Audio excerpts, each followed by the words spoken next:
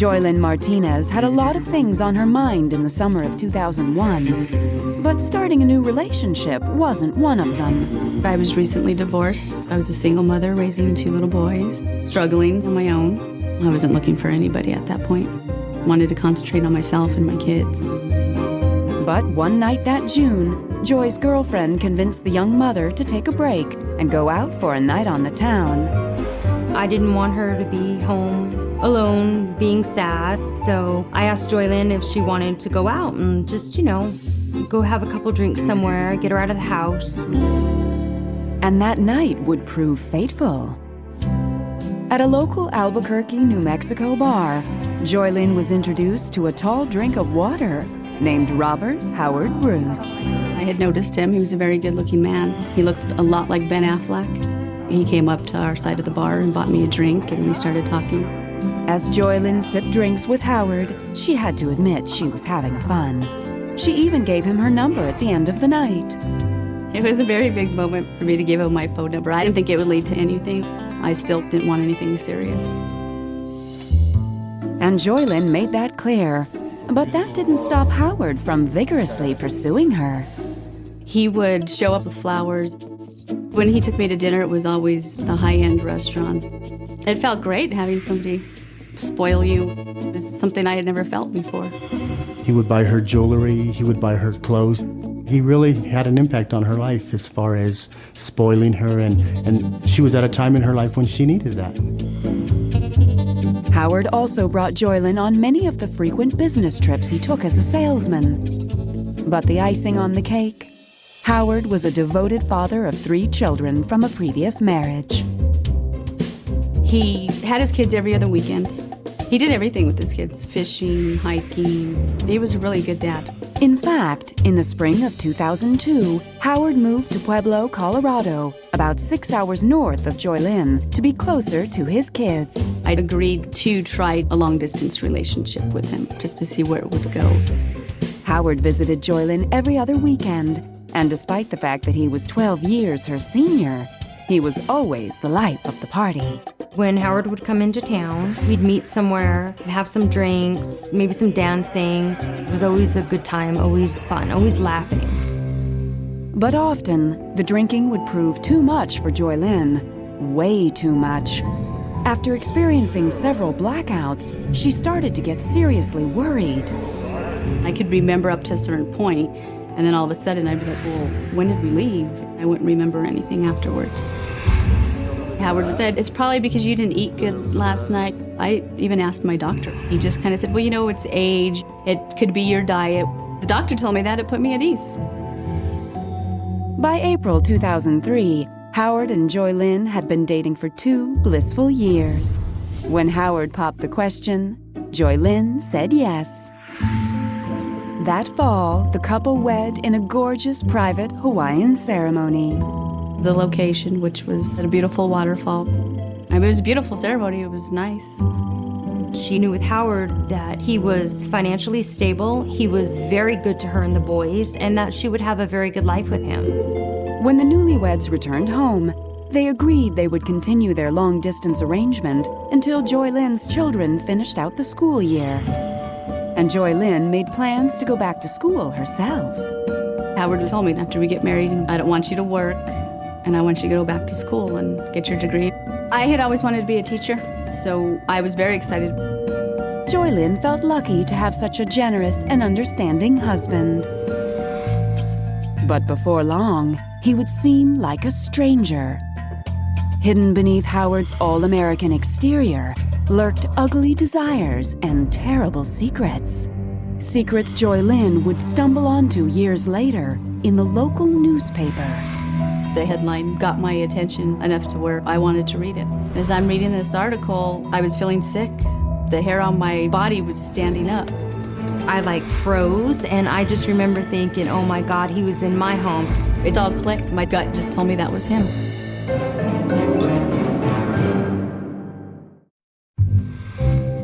In the fall of 2003, Joylyn Martinez and her husband Howard Bruce were counting down the days until they could be together.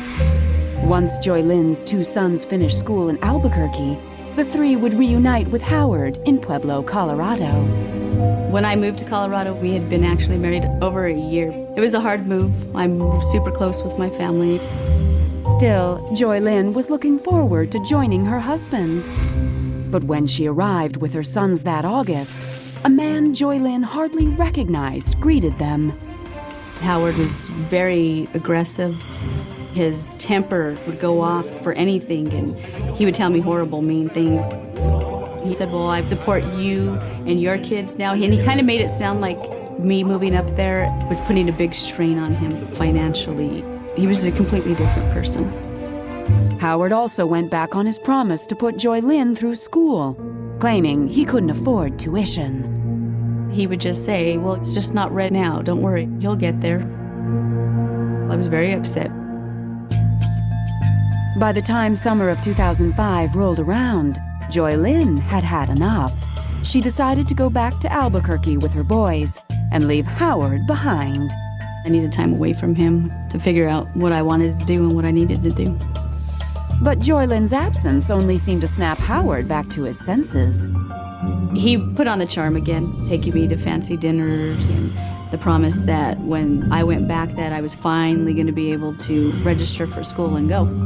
Howard won Joy Lynn over, and she agreed to give him another chance. That fall, she headed back to Pueblo. But just a few months later, Howard was right back to his controlling ways. He was always calling her to find out where she was, who she was with, what she was doing. He was like a Jekyll and Hyde. Joy Lynn's faith in her husband was wavering, and she found herself questioning everything. I was looking for something in his car, and I reached under the seat, and I found a ski mask, a knife, and some gloves. When I first saw those items, something just didn't feel right. He came home. I was like, what is this? He said, we had a ton of pocket knives all around the house because of the boys. And he put the hat on and said, I don't wear it like a ski mat. I just wear it when I'm driving. And you know, the gloves, they were like garden gloves. And then I thought, well, I was being ridiculous. Joy Lynn's marriage seemed to be crumbling, and in May of 2006, she discovered a possible explanation. Howard switched companies, so I went and got his book, an explanation of benefits from the employer, so I could find out what their policy was. Inside this book was a list of girls' names, addresses. The list was all different parts of the United States that he was traveling to. So I thought, oh my God, he's cheating on me. He's got a girlfriend in every town he goes to. Joy Lynn immediately called Howard's cell and exploded. I was like, I found your list of all your girlfriends, and how could you do this to me? He was like, what are you doing snooping through my stuff? Then he went from that to, no, that's not what that is. That list is old. I didn't really buy it. I was done with the relationship at that time. I had every intention of coming back to Albuquerque. I just had to wait a couple more months till my kids got out of school. But before she left town, Joy Lynn made yet another awful discovery. I got his video camera out and was going through tapes, and I came across a tape of him and me.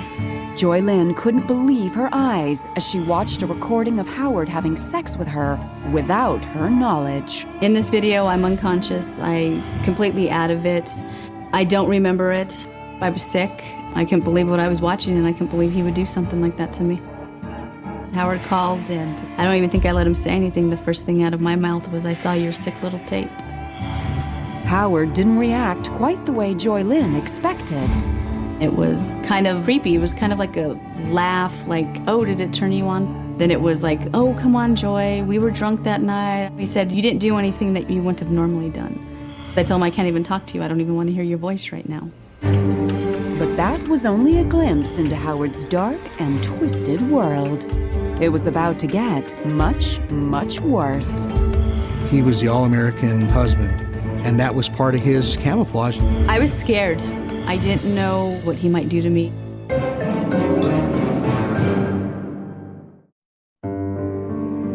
In June 2006, after discovering a sex tape her husband Howard had made of her without her knowledge, Joy Lynn Martinez packed up her boys and moved back to Albuquerque.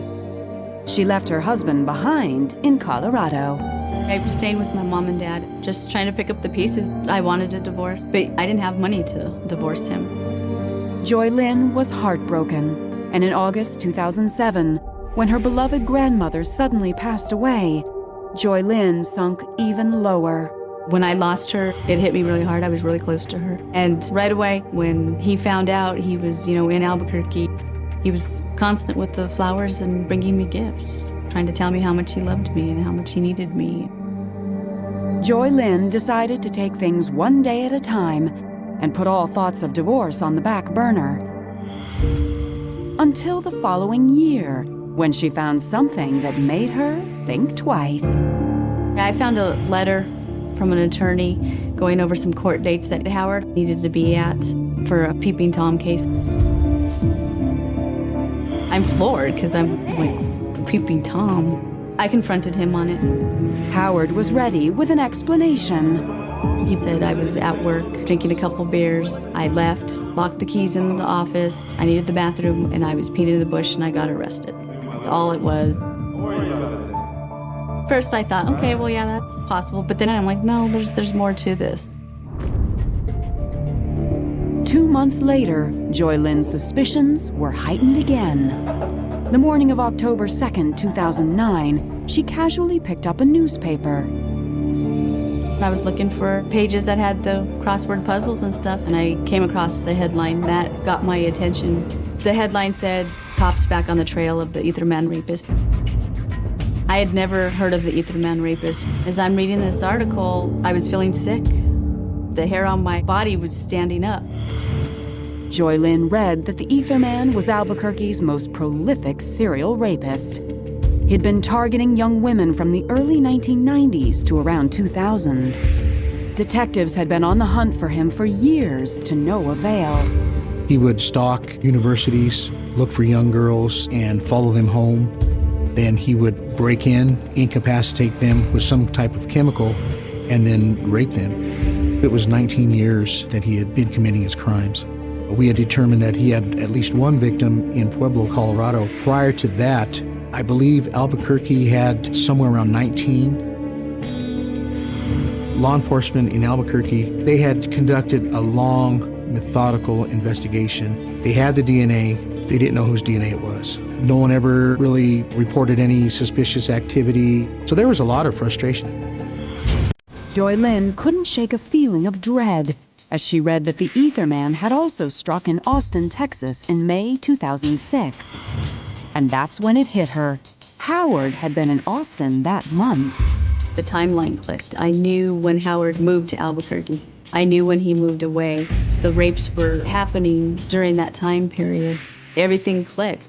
I realized that that list of names wasn't girls that he was cheating on me with. It was probably potential victims. I mean, it all fit together. But there was one important detail that didn't fit at all. Along with the article was a police sketch of the suspect. The sketch to me didn't look like Howard. I even drew in a mustache and goatee like Howard wore and drew in some hair like Howard wore it so I could see if it looked like him. And to me, it didn't. Still, Joy Lynn couldn't ignore all the other evidence that seemed to point directly at her husband. I wrote down the phone number for the Crime Stoppers and I was gonna call, but I wanted to be 100% sure. Howard was due in Albuquerque soon, and Joy Lynn nervously awaited his arrival, hoping his visit would end in closure, one way or another. But a shocking turn of events was about to change everything. I've investigated homicides, sexual assaults, but nothing on this scale. Something felt wrong. I knew something bad was gonna happen. In the fall of 2009, Joy Lynn Martinez nervously awaited the arrival of her husband, Howard Bruce. It would not be a pleasant visit. I knew Howard was an Ether Man rapist. Even though I knew that that was him, I went back and forth trying to convince myself it wasn't him. That weekend was very hard to be with him. I was very nervous. Anytime he touched me, it made my skin crawl. The following week, Joy Lynn breathed a sigh of relief when Howard returned to Colorado. She decided then and there to end her marriage. I was gonna tell him that day that I wanted out, that I couldn't do it anymore. I had tried to call him, and he wouldn't answer. Called him a couple times, he didn't answer. Joy Lynn thought that was strange. Howard always took her calls. And then I finally called his son, and he said, I can't talk. They think my dad did something bad, and I'm at the police station right now. I'm like freaking out. I'm like, what do you mean? What's going on? Joy Lynn was stunned to hear that her husband was the prime suspect in the attempted murder of a Pueblo police officer. And they couldn't find him. I didn't know what to think at that time. I was in panic mode. One of our police officers went out to his garage and discovered a propane cylinder and rubber tubing going under the garage door. It was obvious that it had been set there intentionally by someone in an attempt to blow up his residence. Our officer notified the sheriff's department, notified the bomb squad. They asked him, who do you think could have done this? And the first person that came to mind was Howard Bruce. The officer in question was the same one who had arrested Howard in his Peeping Tom case. He had also been set to testify against Howard that very day. But Howard never showed up. After 9 hours, police finally located his car in a parking lot. Howard was passed out in the front seat. He was just out of it. He was under the influence of some drug or alcohol or something. But in the back seat of the car were 2 impressions made from the bottom of a propane cylinder. Howard was immediately arrested and charged with 3 counts of criminal attempt to commit first-degree murder, intimidation of a witness, possession of an incendiary device, and third-degree criminal trespassing. They found him, and he was in custody. But I knew he did it, and to me, it just validated everything. 2 days later, when 3 Pueblo police officers showed up at Joy Lynn's front door, she didn't hesitate to voice her suspicions. I told them that I thought he was the Ether Man rapist. I just couldn't doubt myself anymore. With Joy Lynn's statement, detectives were immediately able to get a warrant for Howard's DNA. And a few weeks later, Robert Howard Bruce's name became national news when police announced a positive link between his DNA and the Ether Man rapist. I think I basically just shut down. I couldn't understand how I could be married to someone who could be that person. I couldn't believe that I knew this man for this many years and that he was capable of what he has done. It's just mind-boggling to me. In July of 2010, Howard was convicted in the Peeping Tom case. The following year, he went to trial for attempted murder of a police officer. Joy Lynn had to testify as a character witness. And when I pointed Howard out when I was out on the witness stand, he had looked at me, smiled, winked, and blew me a kiss. And that made me sick. In August 2011, Howard Bruce was convicted of attempted first-degree murder, attempted second-degree murder, and possession of an incendiary device. He was sentenced to 64 years in prison. I was very relieved when I found out that he was convicted. It was finally over. I didn't have to worry about that anymore. The following month, Howard received an additional 30 years after pleading guilty to a criminal attempt to commit sexual assault and first-degree burglary in yet another Colorado case. He was the last guy to think would be looking in your back window, the last guy you'd expect to try and blow up a cop, and he was one of the most prolific serial rapists in history that I know of. He's going to spend the rest of his life in prison, and he'll never see the light of day.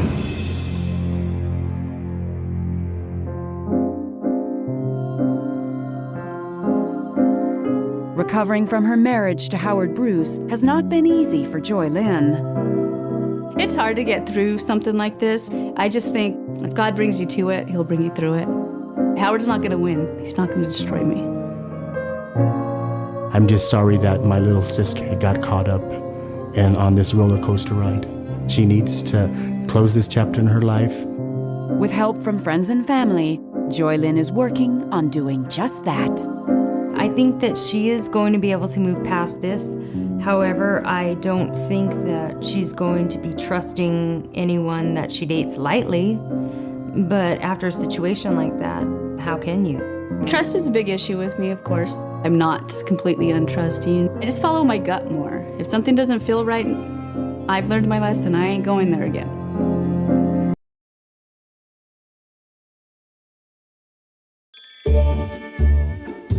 Tammy McCreary had never been lucky in love. I had dated some characters, so I know all the games, I know all the stories. So when the mother of three went out to an Atlanta club one night in November 2007, love was the last thing on her mind. Until Eric Petit strolled by her table. We kind of made eye contact, and I thought he was cute. The next time he came by, he just threw money over the area where I was sitting. And everyone was like, okay, well, drinks are on Tammy. Eric told Tammy that he had just moved to town from Chicago and was looking for a place to buy. Tammy, a mortgage broker, gave him her card. 2 days later, Eric called, but he was more interested in Tammy than a house. He said that he was an electrical engineer for one of the local utility companies. We started having lunch every day, and we talked all night. So things were moving pretty fast. He was the kind of guy that would open doors for you. He would rub Tammy's feet, buy her flowers. He was a gentleman to her, and she seemed very happy. As the relationship took off, Eric told Tammy some of the secrets of his past. He too had been married and had 2 young sons and a stepdaughter. But after his divorce, his life had taken a tragic turn. In one of our conversations, he just mentioned his children. And of course, I wanted to know, okay, so where are your children? And he said his boys are deceased. And his parents were also deceased, and that they were all killed in a crash. So me being a mother, hearing that just sent chills through me. In tears, Eric showed Tammy his son's death certificates. But that wasn't the end of the story.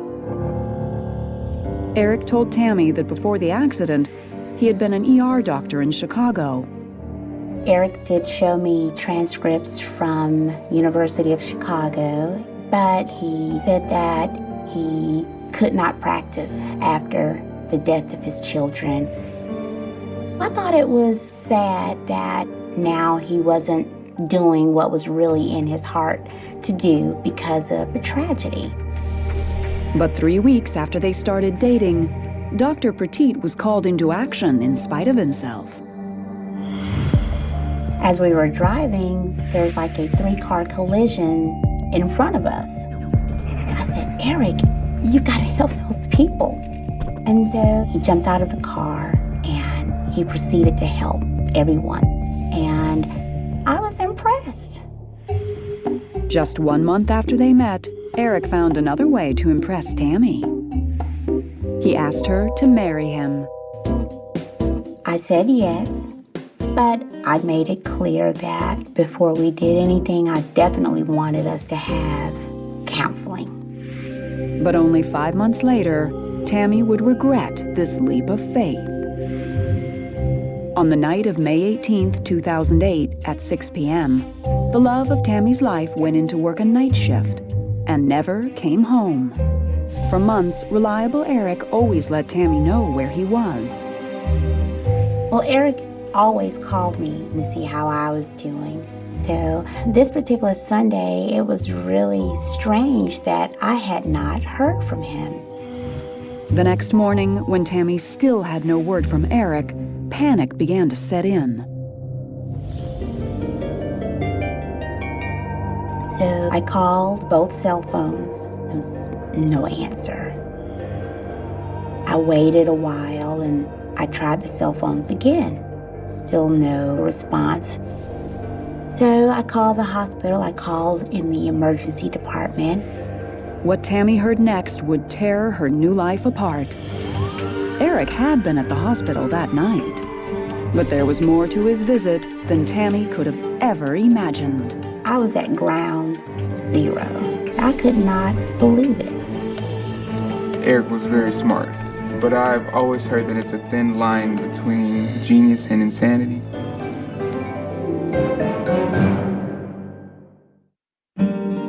December of 2007, 5 months before Eric Petit suddenly vanished, he took his new fiancée, Tammy McCreary, out for a special surprise. He wanted to go shop for rings, so he went to a store and he said, let's look at a 3-carat peerless in the antique setting.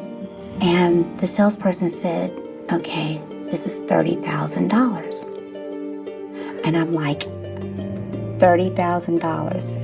So Eric says to him, well, just give me a day or two. But later that night, Eric got a devastating phone call. Well, I was sitting in the living room watching television with my mother, and Eric called her upstairs to speak with her for a second. Then I just heard a loud outburst. So I ran upstairs, and he was laying in my mother's lap, and he was crying very, very hard. Through his tears, Eric told Tammy that his 12-year-old stepdaughter had committed suicide. As Tammy tried to comfort Eric, he explained that his ex-wife had no money for her funeral. He was told that it was going to take $30,000 to cover the service, and he needed to take care of it. And I mean, I understood. And so I told him, we'll deal with the ring later. Tammy suggested that Eric move in with her so he wouldn't be alone. But not everyone thought it was a good idea. Everything was just coming all of a sudden, so I didn't trust him very much at all. I was like, you meet this guy who's not even from Atlanta, he's just moved here from Chicago, his family's dead. I said, what if he killed his family? Tammy may have been in love, but she had 3 children to protect. So she decided to get Eric checked out. I contacted a friend of mine who has a security firm, and I gave him Eric's information. And he came back to me and he says he's clean. He has nothing. So that made me feel very comfortable. But one detail was rather puzzling. Nothing turned up about the accident that killed his children. Whenever Eric talked about his children and the accident, he was very emotional. I've never seen a man cry like that, so I felt like he needed support. So Tammy put her concerns about Eric behind her and focused on the wedding. To her delight, Eric took care of the invitations. And when the guests started to respond, she got a big surprise. I had people calling me saying, Eric's a doctor? I didn't know you were marrying a doctor. So he showed me a copy of the invitations, and it said Doctor and Tammy. He says, well, it was really supposed to be a wedding present for you.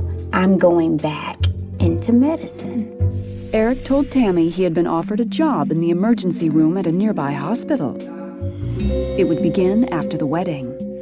When he said that he was going to be starting working at the hospital, I was thinking, well, maybe there is some truth to this guy, so let's give it a shot.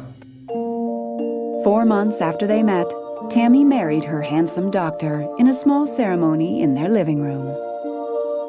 I was very excited to know that I was going to be a doctor's wife. I just felt like this was the prayer that was answered. This was like a fairy tale. Over the next 2 months, Tammy settled into life as a stay-at-home doctor's wife. I would drive to the hospital every day, drop him off, and go back in the evenings and pick him up. Some days he would go in with a lab coat and he would come home in scrubs. But sometimes Eric's new job seemed to take a toll. There were a few times he would call very upset, telling me stories of a child coming in an accident and he couldn't save the child. There were a few occasions when he would get a call 3, 4 o'clock in the morning and he would have to leave and go to the hospital. And the more Eric was gone, the more Tammy began to wonder. She had heard a few stories of doctors running off with their nurses. I knew he was young, he was attractive, and he was the new guy at the hospital. So, I just started paying attention to different things. Before long, Tammy found something that seemed to confirm her biggest fear. A sexy text message that had nothing to do with work. Once I read the text message, it just didn't seem professional. So I just decided to call the number. Tammy knew whoever picked up her call might very well ruin her fairy tale marriage. But she couldn't stop herself from dialing. We were just like, oh my goodness, who is this guy?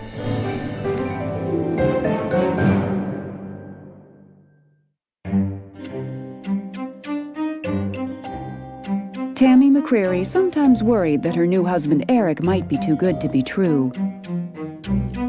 So when she found a suspicious text on Eric's cell phone, she instantly feared the worst. I just decided I would call that number back. And of course, it was a young lady. And she was like really friendly, like, hi. And I said, this is Eric's wife. Who are you? And her response was, if you want to know who I am, I suggest you ask your husband. That night, Tammy got ready to have it out with her man. I waited about 30 minutes, and then Eric comes charging into the bedroom. I've never seen him this angry. He says, you almost cost me my job. Do you know that was my superior that you called? And I just felt like some little teenager playing a little silly game. Ashamed that her snooping could have cost Eric everything, Tammy decided to trust her husband, for better or for worse. But less than 2 months later, that trust would be destroyed forever. On May 18th, 2008, the good doctor went in to work a night shift. But when the next morning arrived with no word from Eric, Tammy knew something was seriously wrong. I called both cell phones. There was no answer. So I said, well, I've never called the hospital, but I think I need to call today. Well, I called in the emergency department, and they put me on hold. Then they came back and they said, ma'am, there's not a Dr. Petit here. And I said, okay, well, I know they can't possibly know all of the doctors. So I decided to call the cell phone back. And this time I got an answer. So I asked for Dr. Petit. And the lady says, oh, are you talking about the guy that was using this cell phone? And I said, yes, because now I'm thinking, okay, finally, somebody knows Dr. Petit. But what the woman said next was the last thing Tammy expected to hear. She says, oh, well, you need to call security because that guy was arrested for impersonating a doctor last night. And I just lost it. Police were called when a nurse reported that a man she didn't recognize had been hanging around the emergency room. The man was Dr. Eric Petit, but the hospital had no idea who he was. He's dressed like a doctor from head to toe. He has a doctor's badge. He had taped his photo over the photo of the actual doctor on the badge. He had a prescription pad and some prescription drugs. And he was certainly getting around different controlled areas of the hospital. For weeks, Tammy's husband Eric managed to roam the hospital undetected. And surprisingly, he had just one motive for playing doctor. Most fraud cases involve people who are trying to get money. And it appeared that this guy was there to hit on women. One of the spokeswomen for the hospital said some of the female staffers described him as adorable. But if Eric had been playing doctor just to meet women, what else was he lying about? Tammy was determined to find out. Immediately, I just wanted to just start investigating everything that he had ever told me. I started going through his clothes. I was going through pockets, looking for pieces of paper, just anything. There was a duffel bag that was in the closet, and in the duffel bag, I saw papers. Eric's web of lies was far from over, and Tammy was about to learn just how far he would go to deceive her. I had no idea what this person was capable of. If you have a story of marriage gone wrong and would like to appear on this series, go to investigation.discovery.com. The day she found out her husband was arrested for impersonating a doctor, Tammy McCreary started her own investigation to find out who Eric Petit really was. I was so afraid that someone would come back and say, hey, his name isn't Eric Petit. I mean, I just did not know what to expect. Deep in Eric's duffel bag, Tammy uncovered another secret. A probation notice from the courts of Chicago. So at that point, I'm thinking like, wow, I figured it had to be bad. The probation officer explained to Tammy that Eric had been charged with check fraud, and there was a warrant out for his arrest. But then she heard something even worse. And she confirmed that he did have 2 children. I said, were they deceased? And she says, no, not that I know of. So I looked at the death certificate and I contacted the funeral home. And they had never heard of any persons in there with those names. The tragedy that had opened Tammy's heart to Eric was one of the most shocking lies of all. Eric had 2 sons by 2 different mothers, and both boys, along with his parents, were very much alive. What kind of man could lie about the deaths of his children? That lie really scared me because now I had no idea what this person was capable of. That really changed everything. It's one thing to just lie about your profession, but for him to say that his kids are dead, that is so heartless. Eric had faked it all. The death certificates, the medical school transcripts, even his stepdaughter's suicide. It seemed the only thing Eric hadn't lied about was his name. I wouldn't come out of the house. I didn't talk on the phone. I did nothing because I just could not believe that I allowed him to suck me into this with all those lies. Even Tammy's background check had failed her. She had used the information on Eric's driver's license, and it was phony too. Now, instead of feeling careful, she felt like a fool. I think her guards were totally down, which had not been that way for many, many years. And everything he had said, he had proven to her, so she had no reason to question. On December 15th, 2009, Eric Petit negotiated a deal and pled guilty to identity fraud and theft. He was sentenced to 42 months in prison. But before he went in, he apologized to Tammy on the local news. Tammy, you know, I'm very, very sorry for the things that I sent you through. There was no doubt Tammy's luck in love had run out. Today, Tammy McCreary has made many changes. She has a job she loves, and for the first time in years, she's the one making the decisions. My mom is doing wonderful today. I love this person that she has become. I am finally independent. I have my own life, and I'm just enjoying life. I'm enjoying my children. But there's one thing Tammy isn't doing: dating. As far as relationship, it's kind of like she's hit the delete button on that whole chapter. I believe that if someone was trying to ask her out, she wouldn't go out. I don't think that you could ever truly know someone That is a very scary thought. But I will say, the heat in California doesn't just sit on you.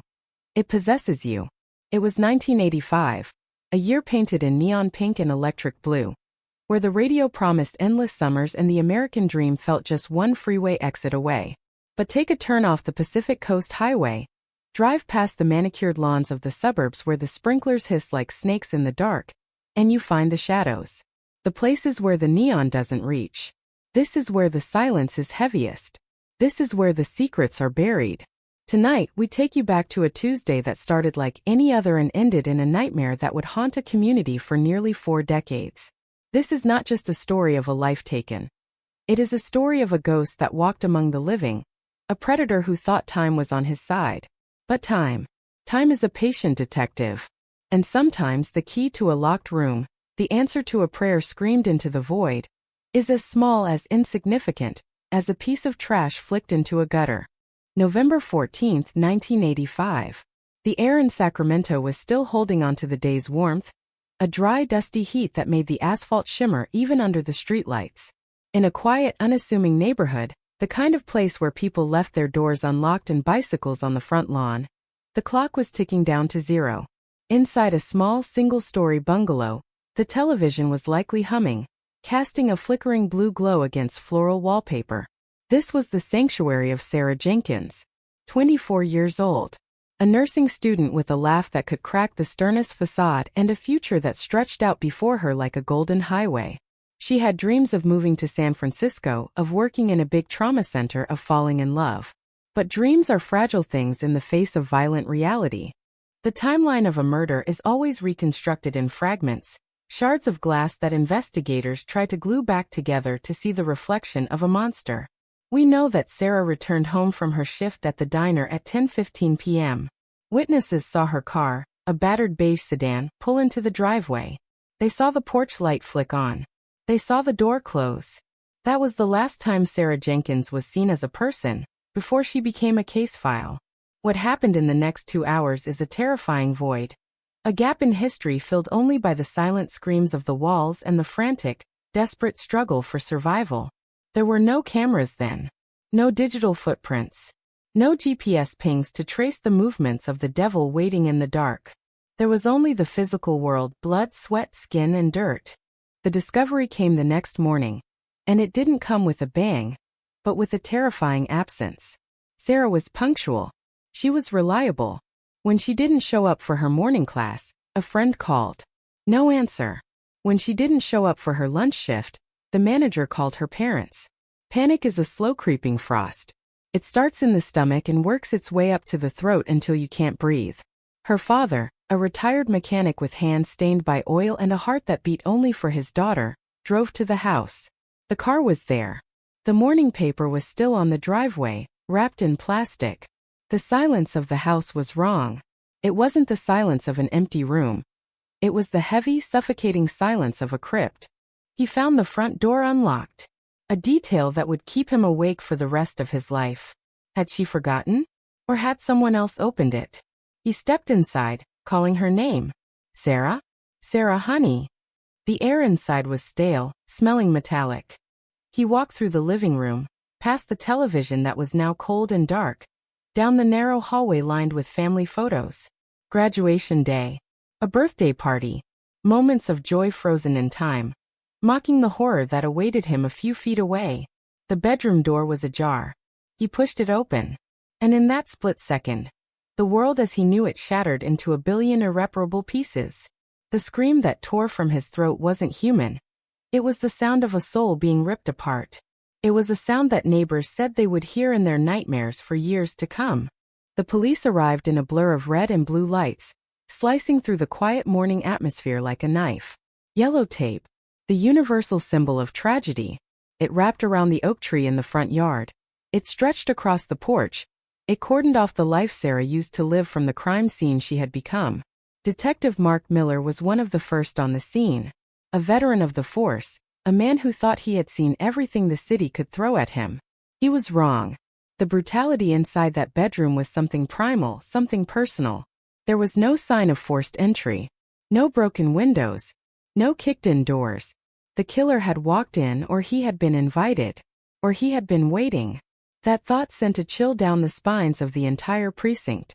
A predator who waits in the dark is the most terrifying kind of all.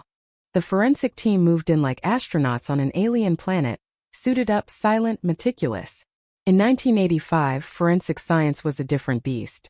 DNA profiling was in its infancy, a theoretical magic that hadn't yet arrived in the courtrooms of California. They looked for fingerprints. They looked for footprints. They looked for hairs and fibers. They dusted every surface, the powder hanging in the air like dust motes. They photographed the chaos, the overturned lamp, the tangled sheets, the defensive wounds on Sarah's hands that told the heartbreaking story of her final fight. She hadn't gone quietly. She had fought with every ounce of strength in her body. Under her fingernails they found skin. A clue. A connection to the killer. But without the technology to read the genetic code, it was just biological matter. A lock without a key. Outside, the neighborhood began to wake up to the horror. The gossip spread faster than the police could control it. Did you hear? Sarah Jenkins. Murdered. In her own bed. The words rippled out, turning a community of open doors into a fortress of deadbolts and drawn curtains. Fear is a contagion. It changes the way people look at each other. The friendly mailman, the quiet neighbor who mows his lawn on Sundays, the stranger walking a dog. Suddenly, everyone is a suspect. Every shadow holds a knife. The sanctuary was violated, and the illusion of safety that 1985 promised was exposed as a lie. Detectives canvassed the street, knocking on doors, asking the same questions. Did you see anything? Did you hear anything? Did Sarah have any enemies? The answers were frustratingly vague. A dog barking around midnight. A car engine revving. A man in a dark jacket seen walking quickly down the block. Fragments. Ghosts. Nothing solid enough to build a cage for a killer. But there was one thing. One small, seemingly insignificant anomaly found near the back gate of Sarah's property. The crime scene technicians almost missed it. It wasn't in the bedroom. It wasn't near the body. It was outside in the dirt, near the trellis where the jasmine grew. A cigarette butt. Brand Marlboro Red. Crushed out, not flicked. Someone had stood there. Someone had waited. Someone had watched. Detective Miller looked at it, bagged it and tagged it. Evidence item 42. In 1985 it was just trash. A piece of litter that could have been dropped by the gardener, a passerby or a boyfriend. There was no way to link it to the violence inside the house. No way to pull a face from the saliva dried on the filter. It was filed away in a cardboard box, destined to sit on a metal shelf in a dusty storage room, buried under the weight of new crimes and fresh tragedies. The weeks turned into months. The initial fury of the investigation began to cool. The detectives chased down leads that went nowhere. The ex-boyfriend with the alibi that checked out. The creepy guy from the diner who turned out to just be socially awkward. The drifter who was in the next county over when the murder happened. They ran down every tip, every whisper, every hunch. But the killer was a phantom. He had stepped out of the night, destroyed a life and stepped back into the shadows, leaving nothing behind but a broken family and a community paralyzed by suspicion. The Sarah Jenkins murder dominated the headlines for a month. Then it moved to page 4. Then page 10. Then it disappeared from the papers entirely. But it didn't disappear for her father. It didn't disappear for Detective Miller, who kept a photo of the crime scene under the glass on his desk. It became a weight they carried, a stone in the shoe, a constant nagging reminder of failure. The case began to freeze. The phone stopped ringing. The tips dried up. The file grew thinner, not thicker. It was becoming a cold case. A label that admits defeat without saying the words. The box containing evidence item 42 sat in the dark, gathering dust, the secret within it sleeping, waiting for a future that hadn't been invented yet. Years rolled by like storm clouds. 1985 became 1990. The Berlin Wall fell. The internet arrived. The world changed. But in that small house in Sacramento, time had stopped. The family moved away, unable to live within the walls that had witnessed such horror. New tenants moved in, unaware of the history, unaware that they were walking on the same floorboards where a life had been stolen. The killer was out there. He was breathing the same air, driving the same roads, perhaps even watching the news reports of other crimes, secure in his arrogance. He thought he had gotten away with the perfect murder. He thought the universe had forgotten. He was wrong. Science was catching up. The Golden State Killer era was winding down, but the tools to catch men like him were being sharpened. By the late 90s, DNA was the new god of forensics. But cold cases are hard to thaw. Takes money. Takes manpower. It takes a detective who refuses to let the dead sleep. It wasn't until 2005 that the Sacramento Police Department formed a dedicated cold case unit. A room filled with boxes of unsolved pain. Detective Sarah Rossi was one of the new breed. Sharp, tenacious, and armed with technology that Miller could only have dreamed of. She pulled the Jenkins file from the archives. The cardboard was soft with age, the smell of old paper filling the room. She read the reports. She looked at the photos. She felt the same outrage that Miller had felt 20 years prior. And then she saw it. The inventory list. Item 42. Cigarette butt. Found near point of entry/exit. Her heart skipped a beat. She checked the evidence locker. Thousands of items are lost over decades, misplaced, destroyed by floods, thrown out during purges. She walked down the long aisles of the warehouse, searching for the box numbers. 85 to 1142. 85 to 1143. There it was. A battered box taped shut with yellowing adhesive. She cut it open. Inside, in a small plastic bag that had turned cloudy with age, was the Marlboro Red. The assassin's calling card. It was a long shot. After nearly 20 years, would there be enough DNA? Had the sample degraded? Was it just a piece of trash from a stranger? Rossi didn't care about the odds. She cared about the truth. She filled out the request forms for the crime lab. Priority: cold case homicide. Request: DNA extraction and profiling. She sent the ghost of 1985 into the machine of the 21st century. And then she waited. The wait is the hardest part. It's the silence before the storm. It's the holding of breath before the plunge. While the lab technicians in their white coats worked to extract the genetic sequence from the microscopic cells left on the paper filter, the killer was still out there. Maybe he was a grandfather now. Maybe he was a pillar of the community. Maybe he was dead. But if he was alive, he had no idea that a piece of trash he discarded 2 decades ago was about to scream his name. The community had moved on, but the scar remained. The Jenkins house was still whispered about by the older residents. The shock of the unsolved crime had settled into a dull ache, a resignation that justice was a fairy tale told to children. But justice isn't a fairy tale. It's a machine. And the gears were finally starting to turn. The results from the lab came back on a rainy Tuesday, much like the day Sarah was buried. Detective Rossi sat at her desk, the envelope in her hand. She took a breath, the hum of the precinct fading away into the background. She tore it open. Profile obtained. 2 words. 2 words that changed everything. But a profile is just a string of numbers unless you have a name to match it to. They ran the profile through CODIS, the national DNA database.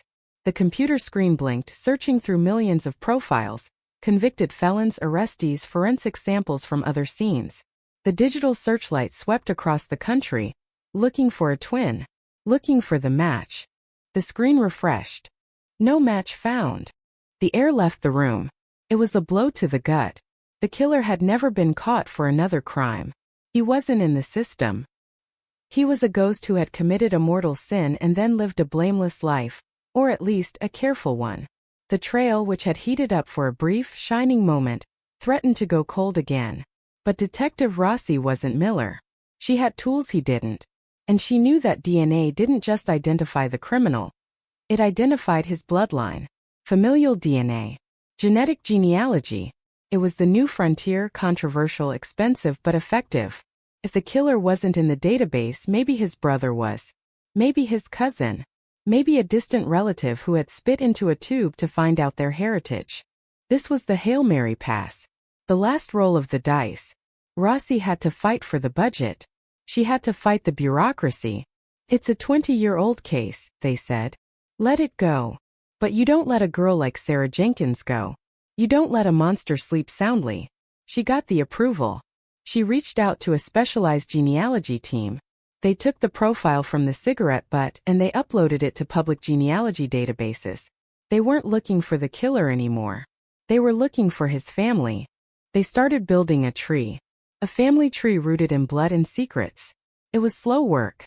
A second cousin in Ohio. A great aunt in Oregon. Triangulating the DNA. Narrowing down the branches. Moving closer and closer to the trunk. The genealogist called Rossi 3 weeks later. "We have a lead," she said. Her voice was trembling. "We have a family name. And within that family, there are 3 brothers who were of the right age and lived in Sacramento in 1985. 3 brothers. 3 suspects. 1 cigarette." The focus narrowed. The lens tightened. The investigation shifted from a hunt for a needle in a haystack to a hunt for a specific predator in a specific den. They looked at the brothers. 1 was deceased. 1 lived in Florida. One was still in California, living just 40 miles from the scene of the crime. His name was Michael, a 58-year-old truck driver, a man with no serious criminal record, a man who paid his taxes, mowed his lawn, and waved to his neighbors. He was invisible. He was the man next door. Surveillance teams were dispatched. This wasn't the clumsy stakeouts of the 80s. This was precision work. They needed his DNA to confirm the match. They couldn't just ask for it. They had to take it. They watched him for days. They watched him go to work. They watched him go to the grocery store. They watched him smoke. He was a smoker. Marlboro Reds. The irony was thick enough to choke on. The habit that had likely calmed his nerves after the murder was the very thing that was about to hang him. The surveillance team watched him stand outside a hardware store. He lit up. He took a drag. He exhaled the smoke into the California air, unaware that he was exhaling his freedom. He finished the cigarette. He dropped it. He stepped on it. He walked away. A plainclothes officer moved in. He waited until the subject was gone. He bent down, scooped up the crushed but with a gloved hand, and sealed it in an evidence bag. 2023 meets 1985. The circle was closing. The lab rush ordered the test. The comparison was direct. The DNA from the hardware store cigarette against the DNA from the crime scene cigarette. 1 to 1. No databases. No probabilities. Just a yes or a no. Detective Rossi sat by the phone. The entire department seemed to be holding its breath. The legacy of Detective Miller, the grief of Sarah's father, the fear of the community. It all hung in the balance. The phone rang. "It's a match." The words were electric. A 100% match. The probability of it being anyone else was 1 in a quadrillion. They had him. The ghost was real, and he was made of flesh and bone. The arrest was planned with military precision. They didn't want a standoff. They didn't want him to run. They wanted him in cuffs. They hit his house at dawn. The same time of day Sarah's body had been found. The element of surprise was total. The SWAT team breached the door. "Police! Search warrant!" The shout echoed through the quiet suburban street, shattering the facade of the ordinary life Michael had built for himself. He was found in his kitchen making coffee. He looked up, confused, blinking in the harsh tactical lights. And then he saw the badges. He saw the look in their eyes. And in that moment, the 58-year-old truck driver vanished, and the 24-year-old killer reappeared in his eyes. He didn't fight. He didn't run. He just slumped, the weight of 38 years of secrets finally crushing him. "Michael Vance, you are under arrest for the murder of Sarah Jenkins." Hearing those words read out loud was like an exorcism. The community of Sacramento woke up to a different kind of headline that morning. Not murder, but solved. The shockwave was instantaneous. Neighbors who had known Michael for years were stunned. He was so quiet. He was helpful. "I let him watch my kids." The realization that a monster had been living among them, masquerading as a human being, was a second trauma. But this time it was a trauma with an ending. The trial was a formality. The science was irrefutable. The cigarette butt, the silent witness that had waited in a box for decades, finally testified. Michael Vance pleaded guilty to avoid the death penalty. He admitted to seeing Sarah at the diner, to following her home, to a moment of rage and lust that destroyed a universe. He was sentenced to life in prison without the possibility of parole. Sarah's parents, now in their 80s, sat in the courtroom. They held hands, their knuckles white. They didn't look at the killer. They looked at the photo of Sarah on the prosecution's table. She was forever 24. Forever smiling. They hadn't gotten her back. Nothing could do that. But they had gotten the truth. And the truth is the only thing that allows the living to let go of the dead. The case of the California 1985 murder is closed. The box is sealed, but this time, it's not waiting for a breakthrough. It's waiting for history. It stands as a warning to every predator who thinks the passage of time is a shield. It stands as a testament to the detectives who never gave up, to the science that never stopped evolving, and to the simple, undeniable fact that no matter how deep you bury a secret, the truth will always find a way to the surface. Even if it has to rise from the ashes of a discarded cigarette. The handcuffs clicking shut on Michael Vance's wrists wasn't just the end of a manhunt. It was the opening of a tomb. For 38 years, the air in Sacramento had been thick with the ghost of Sarah Jenkins, a static hum of unsolved grief that vibrated in the background of every neighborhood gathering. But as Vance was led away in the dim light of a California dawn, the question shifted from who to how. How does a man commit an act of such staggering depravity and then simply continue? How does he walk into a grocery store, pay his taxes and attend 4th of July barbecues while carrying the weight of a stolen life in his pocket like a lucky coin? To understand the resolution of this cold case, we have to look into the invisible years. The decades where Michael Vance transformed from a frantic killer into a mundane citizen. The files from the cold case unit reveal a chilling portrait of compartmentalization. After that night in November 1985, Vance didn't flee to a foreign country. He didn't hide in the mountains. He stayed. He lived his life within a 40-mile radius of the blood-stained carpet in Sarah's bedroom. He became a long-haul truck driver, a profession that allowed him to be a nomad while maintaining a home base, a ghost on the highways who moved through the world without ever truly being a part of it. But the arrest triggered a secondary explosion, a forensic deep dive into the life of a man who thought he had deleted his past. As Detective Rossi and her team began peeling back the layers of Vance's history, they found a trail of near misses and overlooked shadows. In 1987, just 2 years after Sarah's murder, Vance had been questioned in a domestic disturbance call. A girlfriend at the time had told police he had a dark temper, that he would sometimes stare at her with eyes that went completely cold, as if he were looking through her. But there were no bruises then. No broken bones. The report was filed and forgotten. Another missed connection. Another chance for the predator to slip through the net. The psychology of the cold case killer is a labyrinth of mirrors.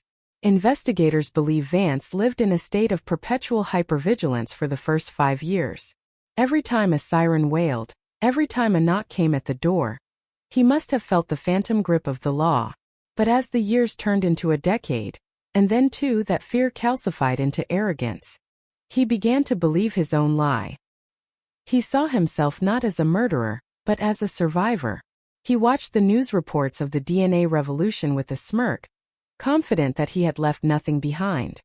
He didn't realize that in 1985, he had left the one thing that would eventually become his Judas, his own biology.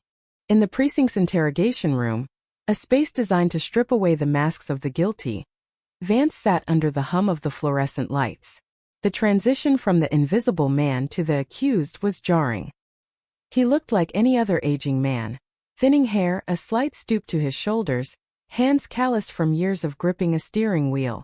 But when Detective Rossi laid the photographs on the table, the grainy black and white images of the 1985 crime scene, the room went ice cold. She didn't lead with the DNA. She led with the victim. She wanted him to see Sarah again. She wanted the ghost to reclaim its space in his mind. "Do you remember this house, Michael?" Rossi's voice was a calm, steady blade. Vance didn't blink. He stared at the photo of the bungalow, the jasmine trellis visible in the corner. For 20 minutes there was only the sound of the air conditioning. Then a flicker. A twitch in his jaw. The silence wasn't the silence of innocence. It was the silence of a man calculating his remaining options. He knew about the cigarette butt. He knew about the match. He knew that the science of the future had finally caught up to the sins of his past. Outside the interrogation room, the ripples of the cold case closure were tearing through the local media. The headline was everywhere. The Marlboro Murderer Found. It was a sensationalist tag, the kind of title that turns a tragedy into a spectacle, but it captured the public's morbid fascination. How many other Michaels were out there? How many other quiet neighbors were holding their breath, waiting for a knock that had been delayed for 40 years? The Sacramento community, once paralyzed by fear, was now paralyzed by a different kind of shock. The realization that the monster wasn't a drifter or a boogeyman. He was a guy who liked his coffee black and kept his lawn trimmed. The investigation didn't stop at Vance's confession. A case this old, this stagnant, requires a total reconstruction to ensure a conviction that can't be overturned. The team went back to the original witnesses from 1985. Many were gone. The elderly neighbor who heard the dog bark? Deceased. The first responding officer? Retired and living in Arizona. But those who remained were brought back into the light. One witness, a woman who had lived 3 doors down, broke down in tears when she saw Vance's mugshot on the news. "I saw him," she told Rossi. "I saw that truck. I told the police back then about a dark truck, but they said it didn't mean anything. I've carried that doubt for 38 years. I thought I was crazy." This is the hidden cost of a cold case, the collateral damage to the collective memory of a town. For nearly 4 decades, an entire block of people had looked at each other with suspicion, wondering if the person they shared a fence with was a killer. The arrest of Michael Vance provided justice for Sarah, but it also provided a late, bitter exoneration for everyone else. It proved that the monster had indeed been there, but he had been hiding in the plainest of sights. As Section 2 draws to a close, we see the legal machinery grinding into gear. The prosecutor's office began building the timeline of terror, a minute-by-minute account of November 14, 1985, bolstered by the new DNA evidence. They weren't just prosecuting a man, they were prosecuting a ghost. They were bringing the 1980s into a 2020s courtroom, bridging the gap between a world of analog clues and a world of digital certainty. But as they prepared for trial, a new mystery began to emerge. In the back of Vance's truck, hidden behind a false panel, investigators found a small, rusted tin box. Inside were not tools or logs but Polaroids, old, fading, and deeply disturbing. The question now wasn't just whether Michael Vance killed Sarah Jenkins. The question was, how many other cold cases were about to be blown wide open? The discovery of the rusted tin box changed the temperature of the entire investigation. What began as the long-overdue resolution of a 1985 nightmare in Sacramento suddenly morphed into a hunt for a shadow that may have stretched across state lines and decades. As forensic technicians at the Sacramento PD processed the vehicle, the air in the garage felt heavy, charged with the static of a secret finally being unearthed. The truck, a massive weathered long hauler that had logged millions of miles across the American West, was no longer just a vehicle. It was a rolling crime scene, a mobile fortress where Michael Vance had kept his demons tucked away behind a false panel in the sleeper cab. Detective Rossi watched through the observation glass as the lid of the tin was pried open. Inside were the fragments of a life lived in the dark. There were no jewels, no money. There were only Polaroids. Those instant, square photographs with white borders, their colors now bled into sickly yellows and oranges by time and humidity. Each image was a punch to the gut. They weren't landscapes or family portraits. They were trophies. Grainy shots of roadside markers, a discarded shoe in a ditch, a blurred face through a rainy windshield. But it was the items tucked beneath the photos that sent a shiver through the room.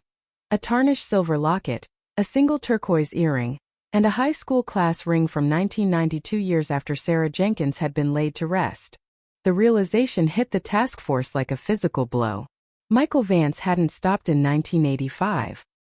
He hadn't been a one-and-done killer who retreated into a life of quiet regret.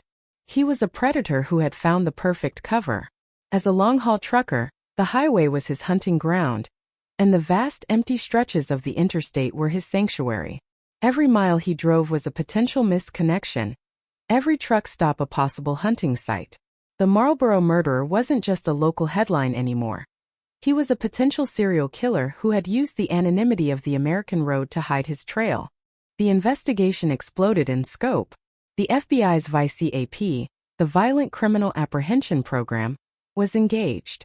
Databases began to hum, cross-referencing Vance's known trucking routes with every unsolved disappearance and cold case, homicide along the I-5 and I-80 corridors from 1985 to 2020. The map in the war room began to fill with red pins, each one representing a woman who went for a walk and never came home, or a hitchhiker whose body was found in a culvert 3 counties away. The quiet truck driver from Sacramento was now the center of a web that spanned half the country. Back in the interrogation room, the atmosphere had shifted from clinical to predatory. Vance sat in the same chair, but the man looking back at Detective Rossi was different.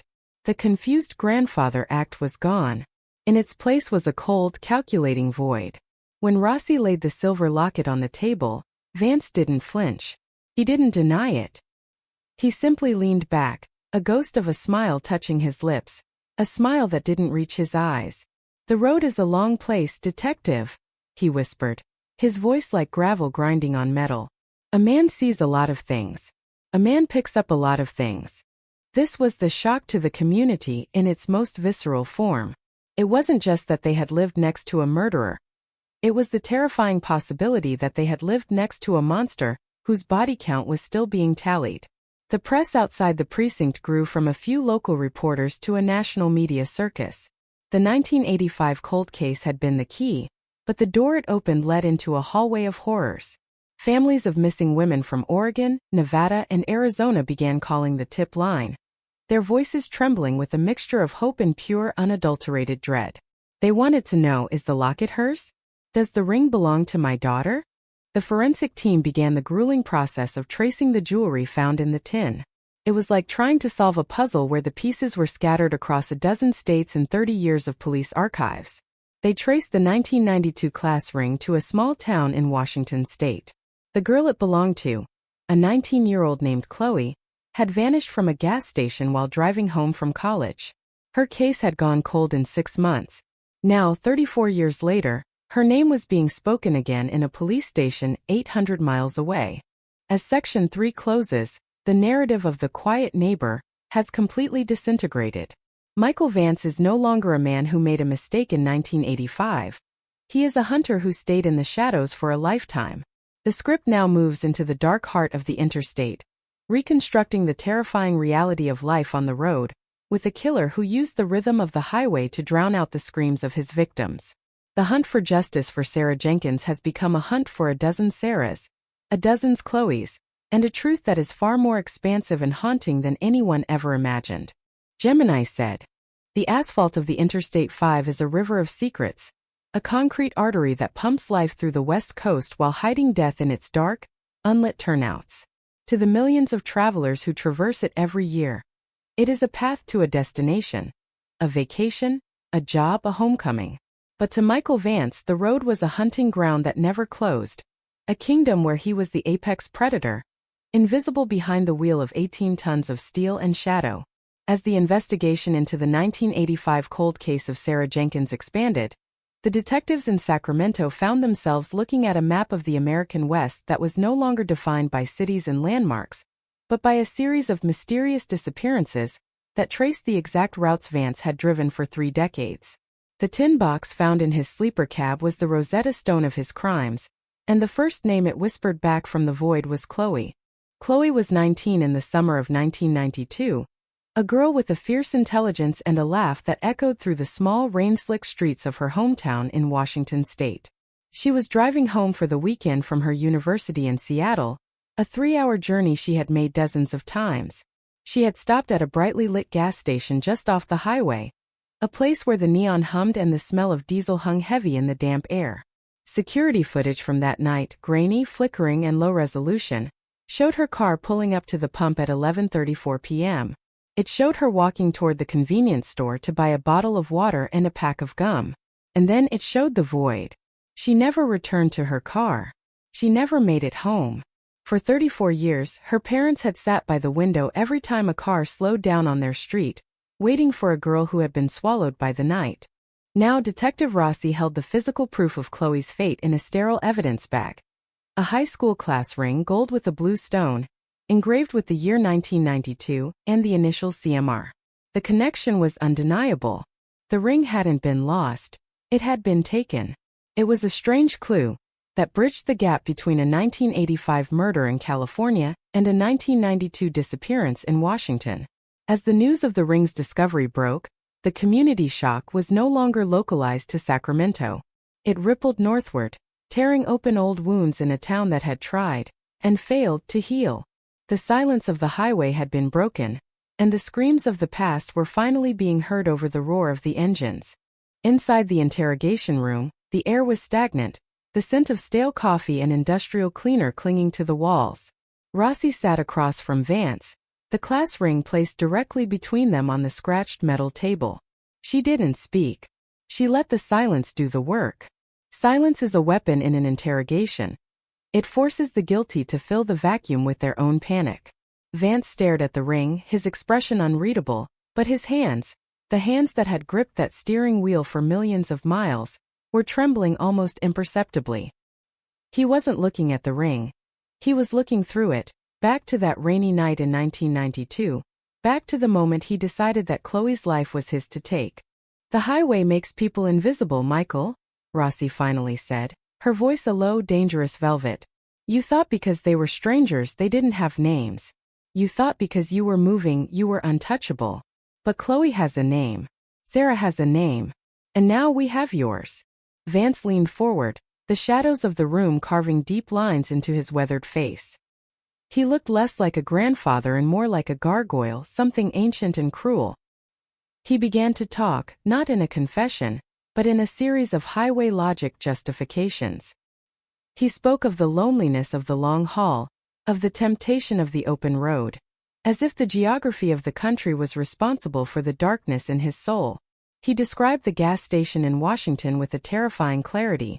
The way the rain felt on his skin, the sound of Chloe's footsteps on the wet pavement, the way he had waited in the shadow of his trailer until the moment was right. This was the deadlock breaking. The cold case was thawing into a scorching reality of serial violence.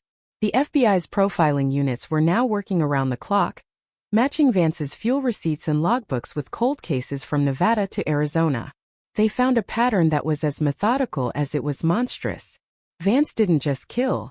He curated.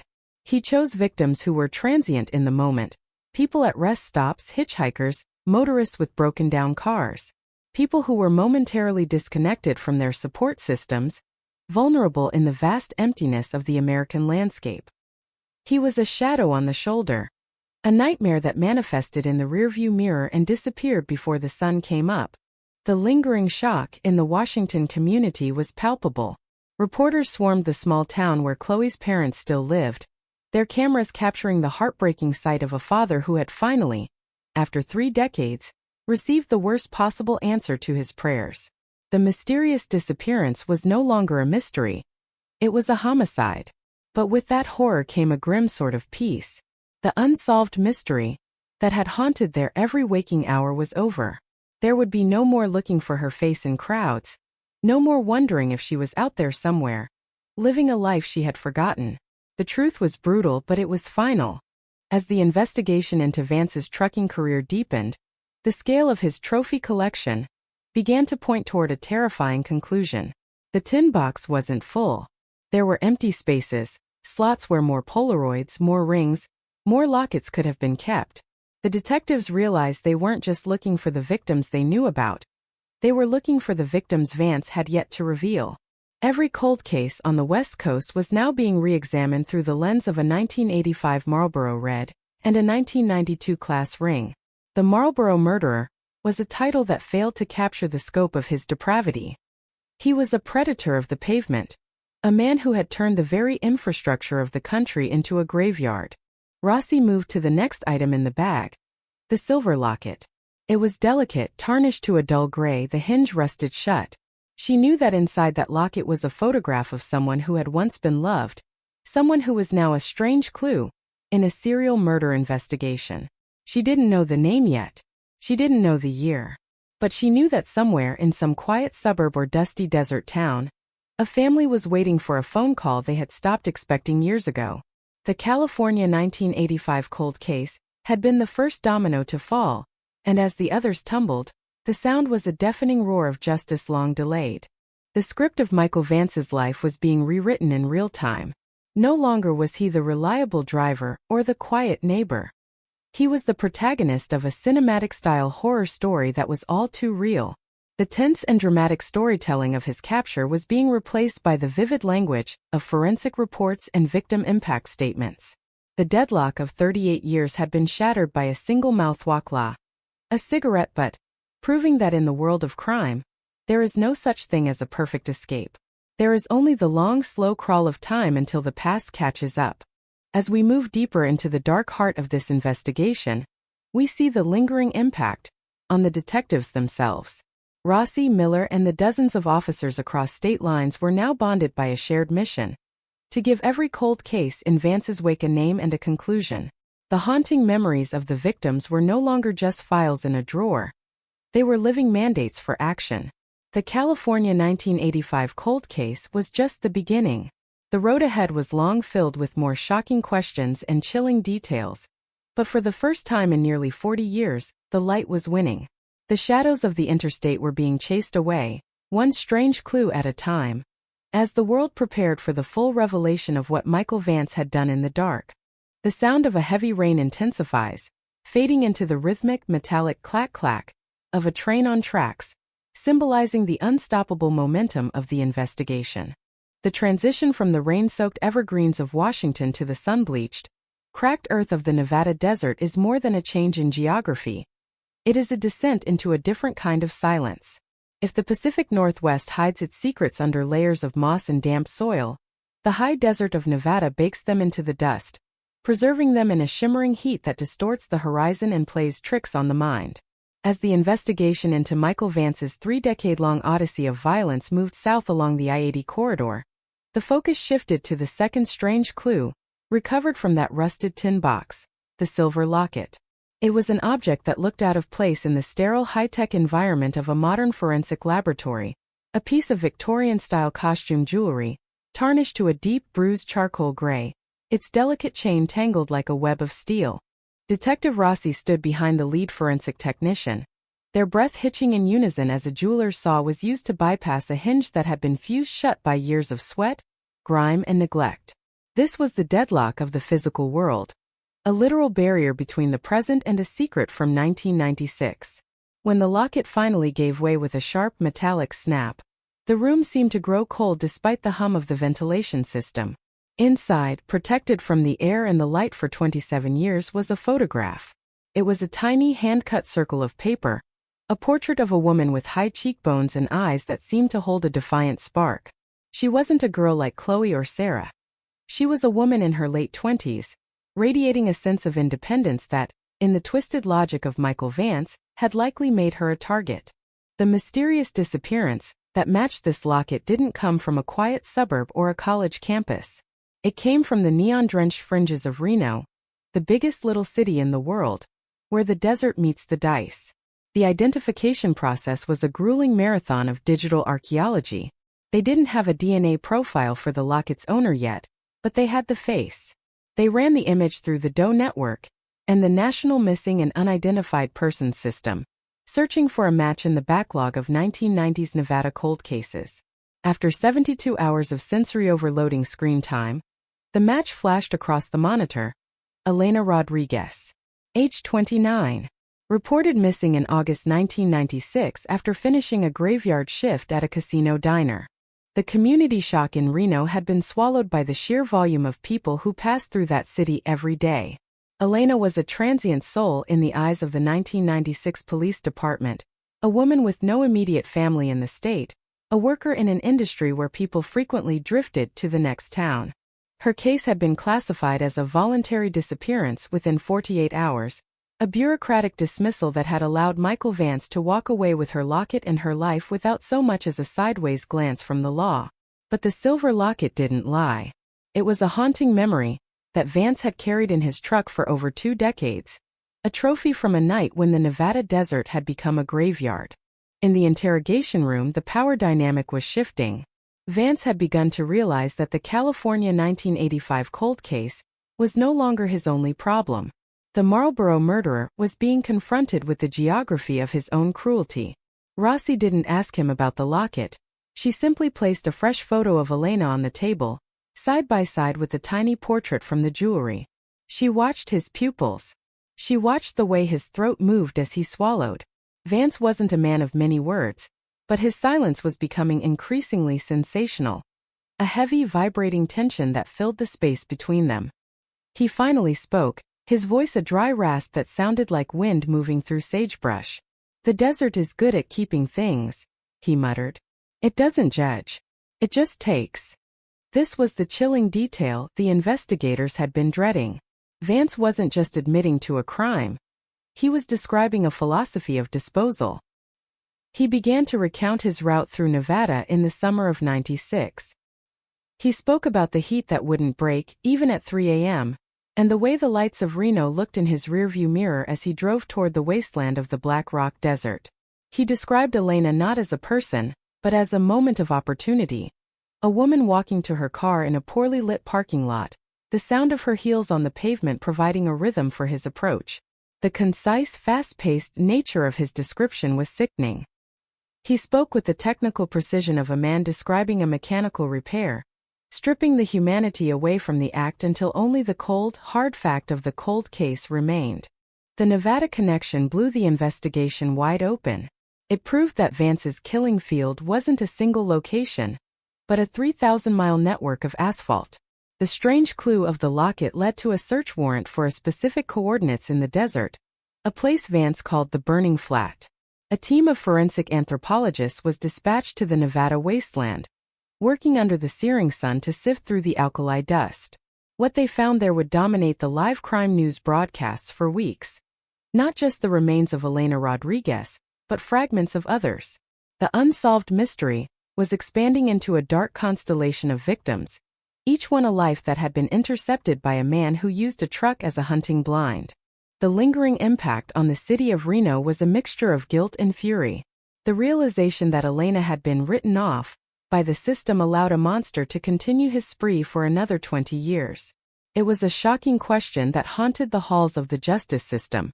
How many others had been ignored? How many cold cases were actually discarded cases? Rossi felt the weight of this failure pressing down on her. Every time she looked at Vance, she saw not just a killer, but the personification of a system that had failed to protect the vulnerable. The tense and dramatic storytelling of the investigation was now a race against time and memory, as they tried to link the remaining items in the tin box to the names of the missing. As the team processed the Nevada site, a strange clue emerged from the dirt. Not an item from the box, but a physical mark in the earth that matched the tire treads of a 1990s-era Peterbilt truck. It was a vivid piece of evidence that placed Vance's vehicle at the scene of the disposal. The science of the 21st century was reaching back to grab the ghost of 1996 by the throat. The deadlock was breaking in every direction. But as Rossi returned to the evidence room in Sacramento, her eyes fell on the third item from the tin, the turquoise earring. It was a vibrant sky blue stone set in silver, a piece of jewelry that spoke of the Southwest, of Arizona or New Mexico. The California 1985 cold case had been the spark, but the fire was now raging across the entire Sun Belt. The Marlboro Murderer was a title that was being eclipsed by a far more terrifying reality. Michael Vance was a highway phantom who had turned the American dream of the open road into a recurring nightmare. The community shock was now a national mourning, as families from across the country realized that the man they had seen on the news might be the answer to their own mysterious disappearance. The script of the investigation was moving into its most shocking chapter yet, as the turquoise earring pointed toward a trail of blood that led into the heart of the Grand Canyon state. Rossi took a deep breath, the scent of the desert still clinging to her coat, and picked up the phone. It was time to call Arizona. The cold case wasn't just being solved, it was being resurrected, and the lingering shock was only just beginning. The vivid language of the victims' stories was finally being told, and the master of crime fiction, that was the truth, was far more terrifying than any script could ever imagine. The haunting memories were demanding a reckoning, and Michael Vance, the man who thought he had outrun time, was finally being cornered by the very miles he had used to escape. Gemini said, "The shift from the high desert plains of Nevada to the jagged, sun-scorched canyons of Arizona is a journey into a landscape that feels like another planet. A world of deep ochre, burnt sienna, and a silence so profound it rings in the ears. As the investigation into Michael Vance's long-haul trail of terror pressed south, the focus turned to the third strange clue, recovered from the rusted tin box. A single turquoise earring. It was a teardrop-shaped stone, the color of a midsummer sky, set in a delicate silver filigree that whispered of the artisan markets of the Southwest. For over 25 years, this small piece of jewelry had been tucked away in a false panel of a truck, a silent witness to a crime that had left a community in the Grand Canyon state paralyzed by an unsolved mystery. Detective Rossi coordinated with the Arizona Department of Public Safety, her voice steady as she described the item over a secure line. The cold case files of Arizona are a vast archive of people who vanished into the heat, but this earring acted as a North Star. It didn't take long for the mysterious disappearance to find a name: Maria Santos. In October 1999, Maria was a 32-year-old mother of two, a woman known for her vibrant spirit and her dedication to her community in a small town just outside of Flagstaff. She had disappeared while her car was parked at a scenic overlook along I-17, a place where the mountains meet the desert. The car was found abandoned, the driver's side door standing wide open, her purse still on the seat, but Maria was gone, vanished into the thin mountain air. The community shock in Flagstaff had been a slow-burning wound. For decades, the theory had been that Maria was a victim of a random carjacking gone wrong. Or perhaps she had wandered off and succumbed to the elements.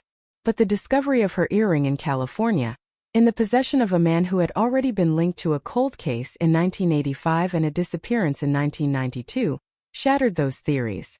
The Marlboro murderer was now the I-17 Phantom, a predator who had used the scenic beauty of Arizona as a backdrop for a chilling detail of violence.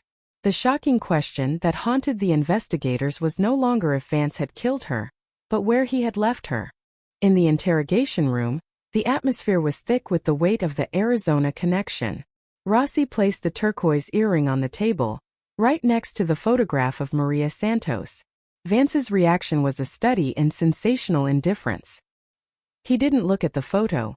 He looked at the earring with a sense of deadlock possessiveness, as if even now, he felt he owned the memory of that night. He began to speak, his voice a low rhythmic drone that mimicked the sound of tires on a highway. He described the scenic overlook not as a place of beauty, but as a vantage point. He spoke about how he had watched Maria from the cab of his truck, admiring the way the turquoise caught the light as she looked out over the canyon. The vivid language he used to describe his approach was a nightmare of precision. The silence of the mountains, the suddenness of the strike, the way the desert wind swallowed her scream. This was the lingering shock of the serial killer, the realization that for every victim, there was a meticulous investigation process that Vance had conducted in his own mind long before he acted. He wasn't just a man with a dark temper. He was a student of vulnerability. He told Rossi that he had kept the earring because the color reminded him of the Arizona sky at dusk, a statement so concise and powerful in its cruelty that it left the room in a stunned silence.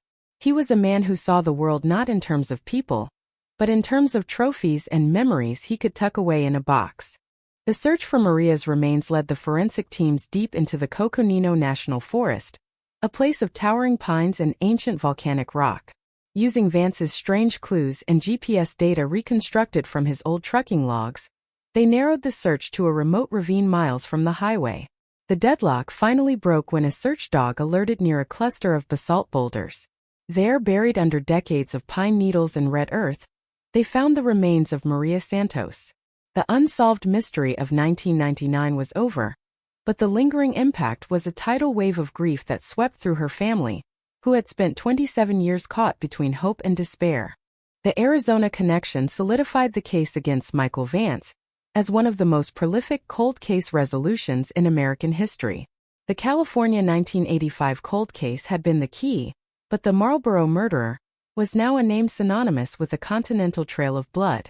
The live crime news broadcasts were now analyzing the strange clues from the tin box with a level of scrutiny usually reserved for national security. The turquoise earring had been the fourth piece of the puzzle, but as Rossi returned to the evidence room, her eyes fell on the final item: a small weathered leather keychain with a set of brass keys. These weren't highway keys. They didn't look like they belonged to a truck or a house in the suburbs.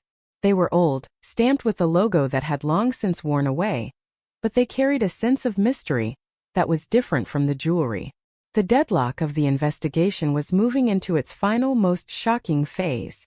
The California 1985 cold case was the beginning, the Washington and Nevada and Arizona cases were the middle, but these keys pointed toward a secret that Vance had kept even closer than the others. They pointed toward a strange clue that would lead the team back to where it all began, to a place where the haunting memories were buried deepest of all. Rossi picked up the keychain, feeling the cold brass against her palm. The tense and dramatic storytelling of this investigation was reaching its climax. The master of crime fiction, that was the truth, was about to reveal its final, most cinematic twist. The Marlborough murderer wasn't just a traveler. He was a man who had a destination in mind, a place where he kept the things that couldn't be carried in a truck. The community shock was about to reach a crescendo as the keys led the team to a storage unit in a small, forgotten town on the edge of the Mojave Desert. The haunting memories of Sarah, Chloe, Elena, and Maria were all converging on this one final location. The unsolved mystery was about to be fully exposed, and the lingering impact would be a legacy of justice that would redefine the way we look at the cold cases of the American road. The vivid language of the final report was already being written in Rossi's mind as she prepared to confront Michael Vance one last time. The road was coming to an end, and the strange clue of the brass keys was the only thing standing between the present and the final, shocking revelation of what lay at the end of the line. Gemini said, "The shift from the high desert plains of Nevada to the jagged, sun-scorched canyons of Arizona is a journey into a landscape that feels like another planet, a world of deep ochre, burnt sienna, and a silence so profound it rings in the ears." As the investigation into Michael Vance's long-haul trail of terror pressed south, the focus turned to the third strange clue, recovered from the rusted tin box. A single turquoise earring. It was a teardrop-shaped stone, the color of a midsummer sky, set in a delicate silver filigree that whispered of the artisan markets of the Southwest. For over 25 years, this small piece of jewelry had been tucked away in a false panel of a truck, a silent witness to a crime that had left a community in the Grand Canyon state paralyzed by an unsolved mystery. Detective Rossi coordinated with the Arizona Department of Public Safety, her voice steady as she described the item over a secure line. The cold case files of Arizona are a vast archive of people who vanished into the heat, but this earring acted as a North Star. It didn't take long for the mysterious disappearance to find a name: Maria Santos. In October 1999, Maria was a 32-year-old mother of two, a woman known for her vibrant spirit and her dedication to her community in a small town just outside of Flagstaff. She had disappeared while her car was parked at a scenic overlook along I-17, a place where the mountains meet the desert. The car was found abandoned, the driver's side door standing wide open, her purse still on the seat, but Maria was gone, vanished into the thin mountain air. The community shock in Flagstaff had been a slow-burning wound. For decades, the theory had been that Maria was a victim of a random carjacking gone wrong, or perhaps she had wandered off and succumbed to the elements. But the discovery of her earring in California, in the possession of a man who had already been linked to a cold case in 1985 and a disappearance in 1992, shattered those theories. The Marlborough murderer was now the I-17 phantom, a predator who had used the scenic beauty of Arizona as a backdrop for a chilling detail of violence. The shocking question that haunted the investigators was no longer if Vance had killed her, but where he had left her. In the interrogation room, the atmosphere was thick with the weight of the Arizona connection. Rossi placed the turquoise earring on the table, right next to the photograph of Maria Santos. Vance's reaction was a study in sensational indifference. He didn't look at the photo. He looked at the earring with a sense of deadlock possessiveness, as if even now, he felt he owned the memory of that night. He began to speak, his voice a low rhythmic drone that mimicked the sound of tires on a highway. He described the scenic overlook not as a place of beauty, but as a vantage point. He spoke about how he had watched Maria from the cab of his truck, admiring the way the turquoise caught the light as she looked out over the canyon. The vivid language he used to describe his approach was a nightmare of precision: the silence of the mountains, the suddenness of the strike, the way the desert wind swallowed her scream. This was the lingering shock of the serial killer, the realization that for every victim, there was a meticulous investigation process, that Vance had conducted in his own mind long before he acted. He wasn't just a man with a dark temper. He was a student of vulnerability. He told Rossi that he had kept the earring because the color reminded him of the Arizona sky at dusk, a statement so concise and powerful in its cruelty that it left the room in a stunned silence. He was a man who saw the world not in terms of people, but in terms of trophies and memories he could tuck away in a box. The search for Maria's remains led the forensic teams deep into the Coconino National Forest, a place of towering pines and ancient volcanic rock. Using Vance's strange clues and GPS data reconstructed from his old trucking logs, they narrowed the search to a remote ravine miles from the highway. The deadlock finally broke when a search dog alerted near a cluster of basalt boulders. There, buried under decades of pine needles and red earth, they found the remains of Maria Santos. The unsolved mystery of 1999 was over, but the lingering impact was a tidal wave of grief that swept through her family, who had spent 27 years caught between hope and despair. The Arizona connection solidified the case against Michael Vance as one of the most prolific cold case resolutions in American history. The California 1985 cold case had been the key, but the Marlboro murderer was now a name synonymous with a continental trail of blood. The live crime news broadcasts were now analyzing the strange clues from the tin box with a level of scrutiny usually reserved for national security. The turquoise earring had been the fourth piece of the puzzle, but as Rossi returned to the evidence room, her eyes fell on the final item. A small weathered leather keychain with a set of brass keys. These weren't highway keys. They didn't look like they belonged to a truck or a house in the suburbs. They were old, stamped with a logo that had long since worn away, but they carried a sense of mystery that was different from the jewelry. The deadlock of the investigation was moving into its final, most shocking phase. The California 1985 cold case was the beginning, the Washington and Nevada and Arizona cases were the middle, but these keys pointed toward a secret that Vance had kept even closer than the others. They pointed toward a strange clue that would lead the team back to where it all began, to a place where the haunting memories were buried deepest of all. Rossi picked up the keychain, feeling the cold brass against her palm.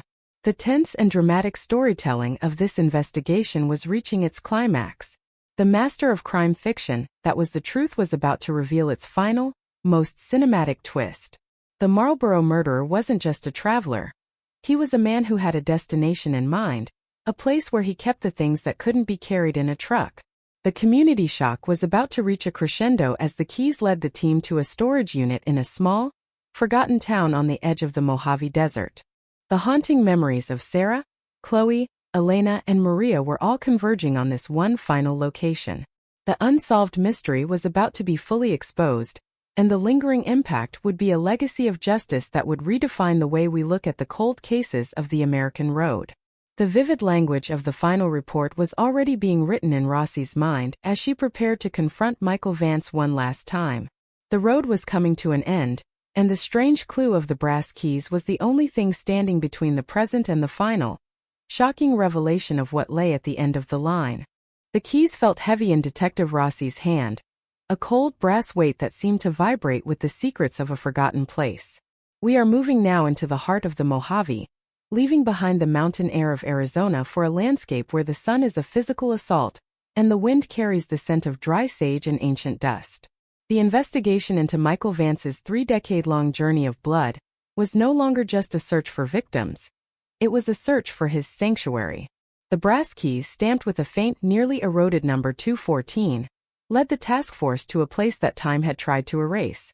A dilapidated, sun-bleached storage facility on the outskirts of Barstow, California. This was the deadlock of the physical world. A row of corrugated steel doors, orange with rust, standing like sentinels in the desert heat.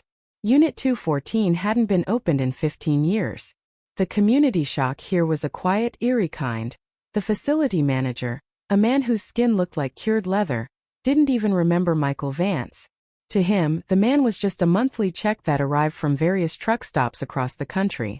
But as the key turned in the lock, a high, screeching protest of metal on metal, the mysterious disappearance of Vance's true nature was about to be laid bare. The door rolled up, releasing a plume of stagnant, superheated air that smelled of mothballs, old leather, and something else, something metallic and sharp. Inside, the unit was a meticulously organized museum of madness. It wasn't the chaotic jumble of a hoarder. It was the trophy room of a scholar of death. Shelves were lined with neatly labeled boxes. This was the vivid language of a serial killer's archives. The strange clue of the brass keys had unlocked the final chapter of the California 1985 cold case. Here, the team found the rest of the Marlboro Red cartons, the logs of every mile driven, and most chillingly, the clothes. Neatly folded, preserved in plastic bags, were the outfits worn by the women who had vanished from the I-5, the I-80, and the I-17. It was a haunting memory captured in denim and lace, a physical manifestation of the lives Vance had plucked from the highway like roadside flowers. The discovery of Unit 214 sent a shocking question through the national media. How many more? In the back of the unit, hidden behind a stack of old tires, was a final large trunk. It was locked, but this time there was no key.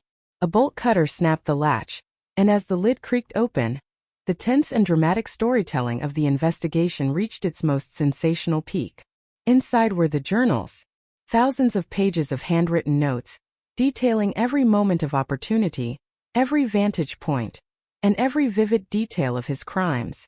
Vance hadn't just been a killer. He had been a biographer of his own depravity.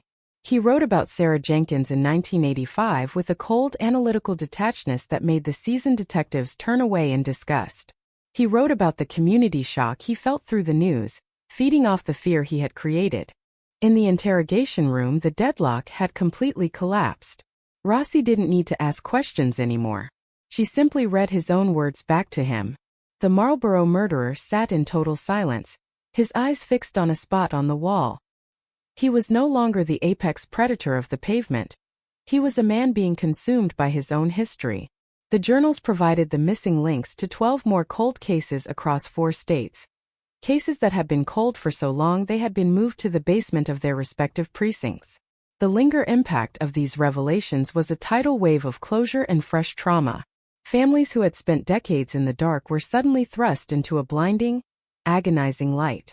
The Mojave Storage Unit was the climax of the forensic journey. The investigation process that began with a single cigarette, but in a Sacramento gutter, had led to the recovery of names and stories that the desert had tried to swallow.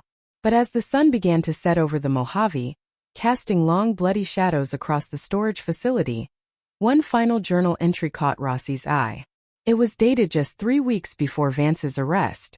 It wasn't about the past. It was about a new vantage point he had found at a rest stop near the Oregon border. The shocking revelation was clear. He hadn't been planning to stop. The master of crime fiction, that was his life, was a story that only ended because the science of the future had intervened.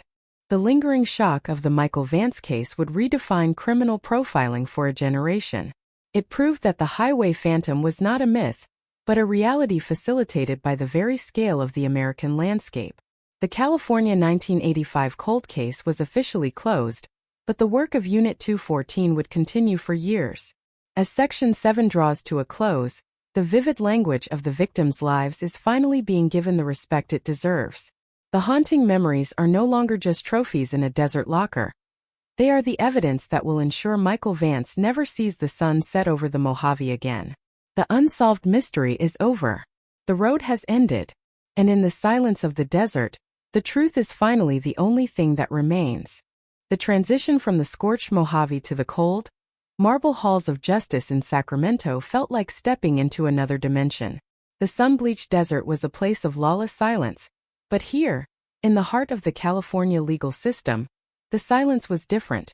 It was the heavy, suffocating quiet of a reckoning. As the trial of Michael Vance prepared to commence, the investigation process shifted from the field to the courtroom. The Marlboro murderer was no longer a ghost on the highway. He was the defendant in a case that promised to be the most sensational legal battle in the state's history.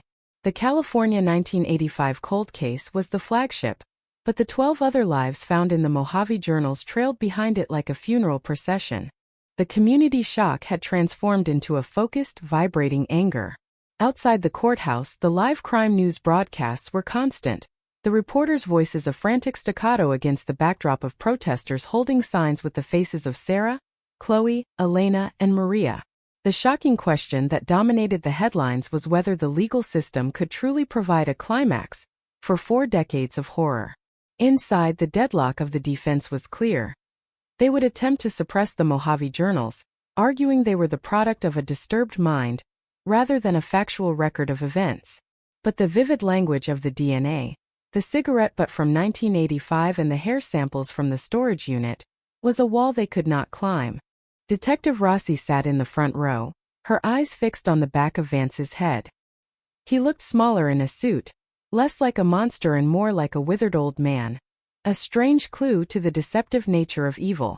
The prosecution's opening statement was a masterclass in tense and dramatic storytelling. They didn't start with the science, they started with the people. They spoke of Sarah Jenkins' dreams, of her nursing books found on her nightstand, of the haunting memory of her father's scream. They painted a picture of a life stolen not just by a man, but by a highway phantom who had exploited the very freedom of the American road. Then came the emotional climax that no one was prepared for. The victim impact statements. In a standard trial, these happen at the end, but the judge allowed a series of pre-trial testimonies from the families of the cold cases linked through the journals. One by one, mothers, fathers, and siblings who had aged 30 years in the shadow of an unsolved mystery took the stand. The vivid language of their grief was a physical force in the room. Sarah's father, now frail and leaning on a cane, looked directly at Vance. His voice didn't shake. "You didn't just take her life," he whispered, the sound carrying to the back of the silent gallery. "You took our future. You made the world a darker place for 40 years. But today the light is back." The defense tried to create a deadlock by questioning the chain of custody of the 1985 cigarette butt. They called it archaic trash, a flimsy piece of litter that couldn't possibly carry the weight of a life sentence. But the investigation process had been meticulous. The master of crime fiction, that was the prosecution's forensic team, brought out the original 1985 evidence bags, yellowed and brittle, but intact. They showed the jury the strange clue that had waited in the dark for 38 years. The science was powerful and tense. A direct, undeniable link between the saliva of a young killer and the DNA of the old man sitting in the dock. As Section 8 concludes, the trial has moved past the mysterious disappearance phase and into the cold hard facts. The Marlboro murderer is being dismantled piece by piece. But as the prosecution prepared to introduce the Mojave journals, the vivid diaries of a predator, a shocking revelation emerged from the defense's own psychiatric expert. There was a gap in the journals. A period of 3 years in the mid-90s where Vance had stopped writing. This strange clue suggested that there was still an unsolved mystery hidden within the solved ones. The lingering shock was that even with the journals, even with the DNA, we might still only be seeing the tip of the iceberg.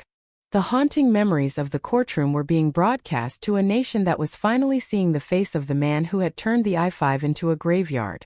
The tense and dramatic storytelling of the trial was reaching a fever pitch. The California 1985 cold case was no longer a cold file. It was a living, breathing demand for justice. Rossi knew that the next few days would be the most difficult of her career, as the vivid language of the journals was read into the record. But she also knew that the deadlock was finally over. The highway phantom had run out of road. The oak-paneled walls of the Sacramento Superior Courtroom seemed to shrink as the trial moved into its second grueling week, the air growing heavy with the accumulated weight of 40 years of secrets and the cold, clinical scent of a reckoning that would not be denied. We are now standing at the edge of the abyss, looking into a period of time that even the meticulously kept journals of Michael Vance had failed to fully illuminate. The missing years from 1994 to 1997. It was a gap in the narrative that felt like a deliberate silence, a breath held in the middle of a scream, and it was here that Detective Rossi believed the true heart of the monster lay buried. The Marlboro murderer sat in his chair, a figure of practiced indifference, but as the prosecution began to probe the darkness of those silent years, the mask of the quiet neighbor started to crack, revealing a strange clue that would turn the California 1985 cold case into something even more profound and terrifying. The deadlock of the missing years wasn't just a lack of writing. It was a total erasure of a life. During those 36 months, Vance had moved from the I-5 corridor to a secluded property in the Sierra Nevada foothills. A place of towering pines and granite peaks where the silence is absolute and the shadows of the forest can swallow a man whole. Rossi had spent the weekend before this phase of the trial walking that land, her boots crunching on the dry needles as she tried to understand why a predator who thrived on the movement of the highway would suddenly choose to stand still. She found the answer in the basement of a collapsed cabin, a space so hidden it hadn't appeared on any surveyor's map. It was a sanctuary built of stone and reinforced steel, a place where the vivid language of the journals was replaced by something far more visceral, physical evidence of a struggle that the earth had refused to forget. In the courtroom, the prosecution called their star witness for this phase, a forensic archaeologist who specialized in clandestine graves. The community shock was palpable as the lights were dimmed and the projector flared to life, casting images of the Sierra Nevada property onto a screen that seemed too small to contain the horror. They weren't looking at a highway turnout. They were looking at a death cell. The archaeologist described finding a small rusted locket, not the silver one from Nevada, but a gold one shaped like a heart, with a name engraved in a script so delicate it looked like lace. Isabella. 1995. The unsolved mystery of Isabella Rossi, no relation to the detective, had been a ghost in the mountain communities for nearly 30 years. A mysterious disappearance of a young hiker that had been blamed on a mountain lion or a tragic accident. But the locket, found beneath the floorboards of Vance's mountain sanctuary, told a different story. The tense and dramatic storytelling of the trial reached a breaking point as the prosecution introduced the strange clue of the locket's contents. Inside was not a photo, but a lock of hair and a small piece of paper with a date written in Vance's unmistakable, cramped handwriting, September 22, 1995. The day the silence began. Vance's reaction was sensational. For the first time in the entire proceeding, he stood up, his chair screeching against the floor, his face contorted into a snarl of pure, unadulterated rage. He didn't look at the judge. He looked at the locket, his eyes burning with a possessiveness that chilled the blood of everyone in the room. This was the missing years explained. He hadn't stopped killing. He had moved his crimes into a theater of total control, away from the eyes of the highway and into a cold case sanctuary where he could linger over the destruction of a life. The investigation process that followed this outburst was a rapid-fire sequence of forensic revelations. The master of crime fiction, that was the truth, was weaving a tapestry of guilt that covered every mile of the California landscape. They found that during those 3 years, Vance had used a different truck, an older model that didn't have the GPS tracking of his later vehicles, a phantom rig that he had eventually dismantled and buried in parts across the property. The vivid language of the prosecution's closing argument for this phase was a masterpiece of powerful and tense rhetoric. They described Vance not as a man, but as a geological force of evil, something that had carved its way through the lives of women like a glacier, leaving nothing but haunting memories and cold case files in its wake. The community shock in the mountain towns was a tidal wave of realization. For decades they had lived with the lingering impact of Isabella's disappearance, a shadow that had darkened every hike and every sunset. Now they were seeing the face of the man who had brought that shadow into their woods. The shocking question of why he had stopped writing in his journals was finally answered. The journals were for the highway, for the fleeting moments of the long haul. The missing years were for the things he wanted to keep only for himself, the crimes that were too precious to even share with paper and ink. This was the climax of the psychological profile, the moment where the Marlborough murderer was revealed to be a man whose depravity was so deep it had its own internal hierarchy. Back in the courtroom, the deadlock of the defense was crumbling under the weight of the Sierra Nevada evidence. They tried to argue that Vance had simply found the locket, that he was a collector of lost things, but the vivid evidence of the soil samples on his old boots, preserved in the Mojave unit, matched the unique mineral composition of the mountain property exactly. The science of the 21st century was providing a cinematic level of certainty that no lawyer could argue away. The strange clue of the 1985 cigarette had been the beginning, but the gold locket from the mountains was the end. It was the unsolved mystery that had been solved by the sheer persistence of a detective who refused to let the cold case stay cold. As Section 9 draws to a close, the trial has moved into its final, most shocking phase. The Marlborough murderer is facing the reality of his own mortality, as the prosecution prepares to seek the maximum penalty for a lifetime of vivid cruelty. The haunting memories of Sarah, Chloe, Elena, Maria, and now Isabella are all standing in the room, a silent jury that demands a reckoning. The tense and dramatic storytelling of the investigation is nearly complete, and the master of crime fiction, that is, the truth, is about to deliver its final, emotional climax. Michael Vance has run out of highway, out of mountains, and out of time. The California 1985 cold case is no longer just a headline. It is a monument to the victims and a warning to the monsters who think they can hide in the light of the day. The vivid language of the final verdict is already being whispered in the corridors of the courthouse, a sound like the wind through the pines of the Sierra Nevadas. The lingering shock will be felt for generations, a reminder that the road is long, but it always leads home, and home for Michael Vance is a cell that will never open again.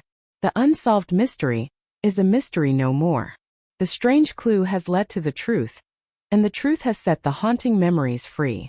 The California 1985 cold case is finally, officially, and eternally closed. The air inside the Sacramento Superior Court on the morning of the final verdict was charged with a heavy, electric stillness. For 10 sections of this journey, we have traced the blood-soaked miles of Michael Vance, from the flickering blue light of a 1985 bungalow to the sun-baked silence of Mojave lockers and the hidden tombs of the Sierra Nevadas. Now the deadlock of the legal process was about to be broken by 12 citizens who held the weight of 40 years in their hands. The Marlboro murderer sat at the defense table, his frame appearing skeletal, his eyes fixed on the grain of the wood. The community shock had matured into a somber, nationwide vigil as millions tuned into the live crime news broadcasts, waiting for the words that would finally entomb the highway phantom. The jury filed in, their faces masks of exhaustion and solemnity. They had lived for weeks in the vivid language of Vance's journals. They had looked at the strange clues of locks of hair and tarnished jewelry. When the foreman stood, the silence was so absolute you could hear the hum of the electronic recorders. On the count of first-degree murder of Sarah Jenkins, guilty. The word was a hammer blow. On the count of the murder of Chloe Miller, guilty. The list went on, a rhythmic, devastating litany of justice. Elena, Maria, Isabella. 13 counts. 13 lives. 13 times the word guilty echoed through the halls, shattering the cold case silence that had protected Michael Vance for a lifetime. The emotional climax was not a shout, but a collective shuddering sob from the gallery. Sarah's father leaned his head against his cane, his shoulders shaking with a relief so deep it looked like pain. This was the lingering impact of a serial killer's reign. The long, slow mend of a heart that had been broken since 1985. The shocking question of whether Vance would show remorse was answered with a chilling, vivid finale. As the judge read the sentence, life without the possibility of parole, multiplied by the lives he had stolen, Vance didn't look at the families. He didn't look at the jury. He looked at Detective Rossi and mouthed a single haunting phrase: "The road never ends." Even as the Marlboro murderer was led away in chains, the investigation process moved into its final reflective stage. The community shock began to transition into a new kind of awareness. The California 1985 cold case had become a catalyst for a national overhaul of how highway crimes are tracked. No longer would the mysterious disappearance of a hitchhiker or a stranded motorist be treated as a localized anomaly. The strange clue of a cigarette butt had revolutionized forensic standards, proving that even the smallest piece of archaic trash is a ticking time bomb for the guilty. The master of crime fiction, that was the truth, had provided a resolution, but the haunting memories remained as a permanent fixture of the landscape. In the weeks following the trial, the Mojave storage facility was demolished, the rusted steel of Unit 214 crushed and melted down, as if the community were trying to physically erase the stain of Vance's sanctuary. But the vivid language of the victims' stories was preserved in a new memorial in Sacramento, a garden where 13 trees were planted, their roots reaching into the earth that Vance had once turned into a graveyard.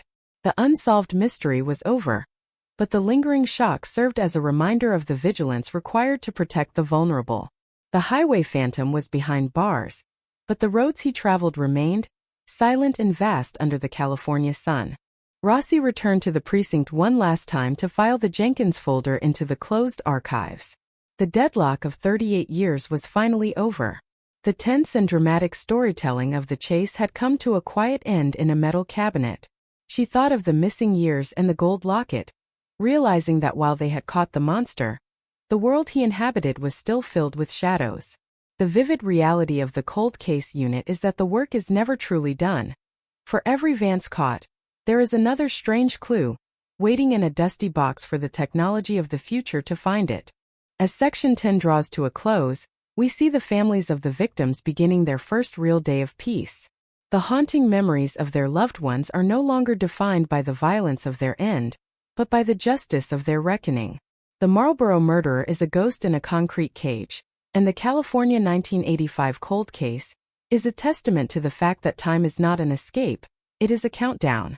The vivid language of the verdict is the final word in a story of community shock and sensational evil, a story that ends not with a mysterious disappearance, but with the triumph of the light. The road has finally reached its end. In this final chapter of the California 1985 cold case, we step away from the fluorescent glare of the courtroom and the scorched earth of the Mojave to witness the long, cold twilight of a monster. Michael Vance, the man who spent 38 years as a phantom, now resides in a space no larger than the sleeper cab of his old Peterbilt, a cell in a maximum security facility where the only highway he sees is the narrow strip of sky through a reinforced window. The Marlboro murderer is no longer a name that inspires terror, but a cautionary tale, a vivid reminder that the digital age has stripped the shadows from the American road, leaving nowhere for the predators of the past to hide.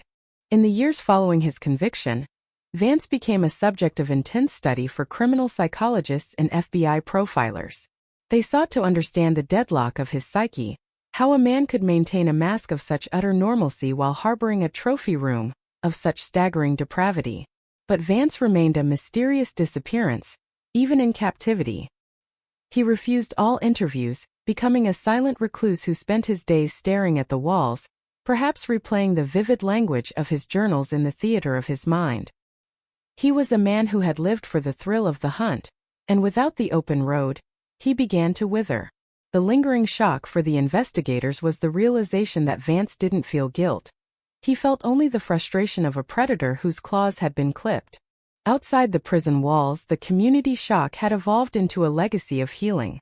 The strange clue of the 1985 cigarette, but had led to the Sarah Jenkins Law, a piece of legislation that mandated the preservation of biological evidence in unsolved homicides for at least 50 years.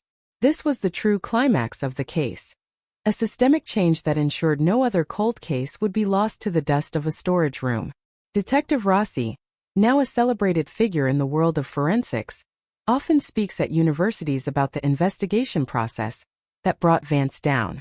She tells her students that a case is never truly cold as long as someone is willing to look at archaic trash with the eyes of the future. The haunting memories of the victims, Sarah, Chloe, Elena, Maria, and Isabella, have been reclaimed by their families.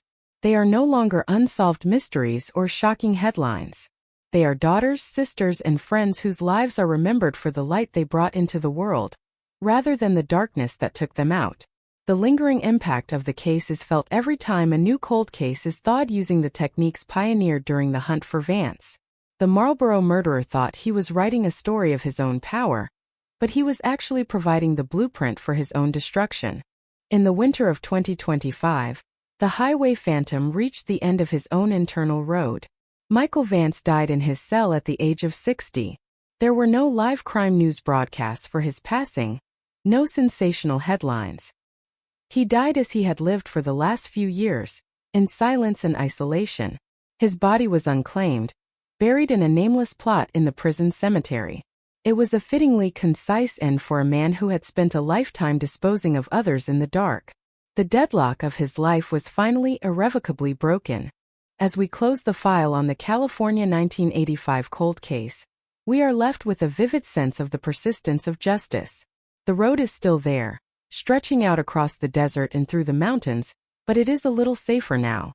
The strange clues are being watched, the mysterious disappearances are being tracked, and the haunting memories are being honored. The story of Michael Vance is a reminder that while evil may travel fast and far, it can never outrun the truth. The master of crime fiction, that is, reality has delivered its final, emotional climax. And the silence that remains is not the silence of a secret, but the silence of peace. The California 1985 cold case kept lie. The cigarette butt has been discarded, the journals have been closed, and the highway phantom is gone. But for the families who waited 40 years, the sun is finally rising over a world where the monsters no longer own the night. The journey is over. The road has ended. And justice at long last has come home. While the trial has concluded and the phantom is gone, the echoes of the California 1985 cold case have left a permanent mark on the landscape of American justice. In this final retrospective, we look at the lingering impact that transformed the way we view the open road and the silent witnesses left in the wake of a predator.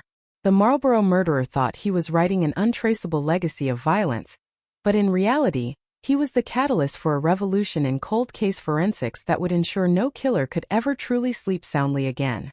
The investigation process that began with Detective Rossi's hunch about evidence item 42 became the gold standard for DNA doe projects across the country.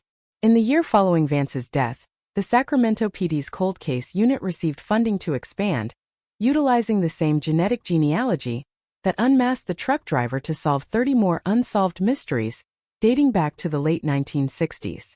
The strange clue was no longer a fluke, it was a methodology.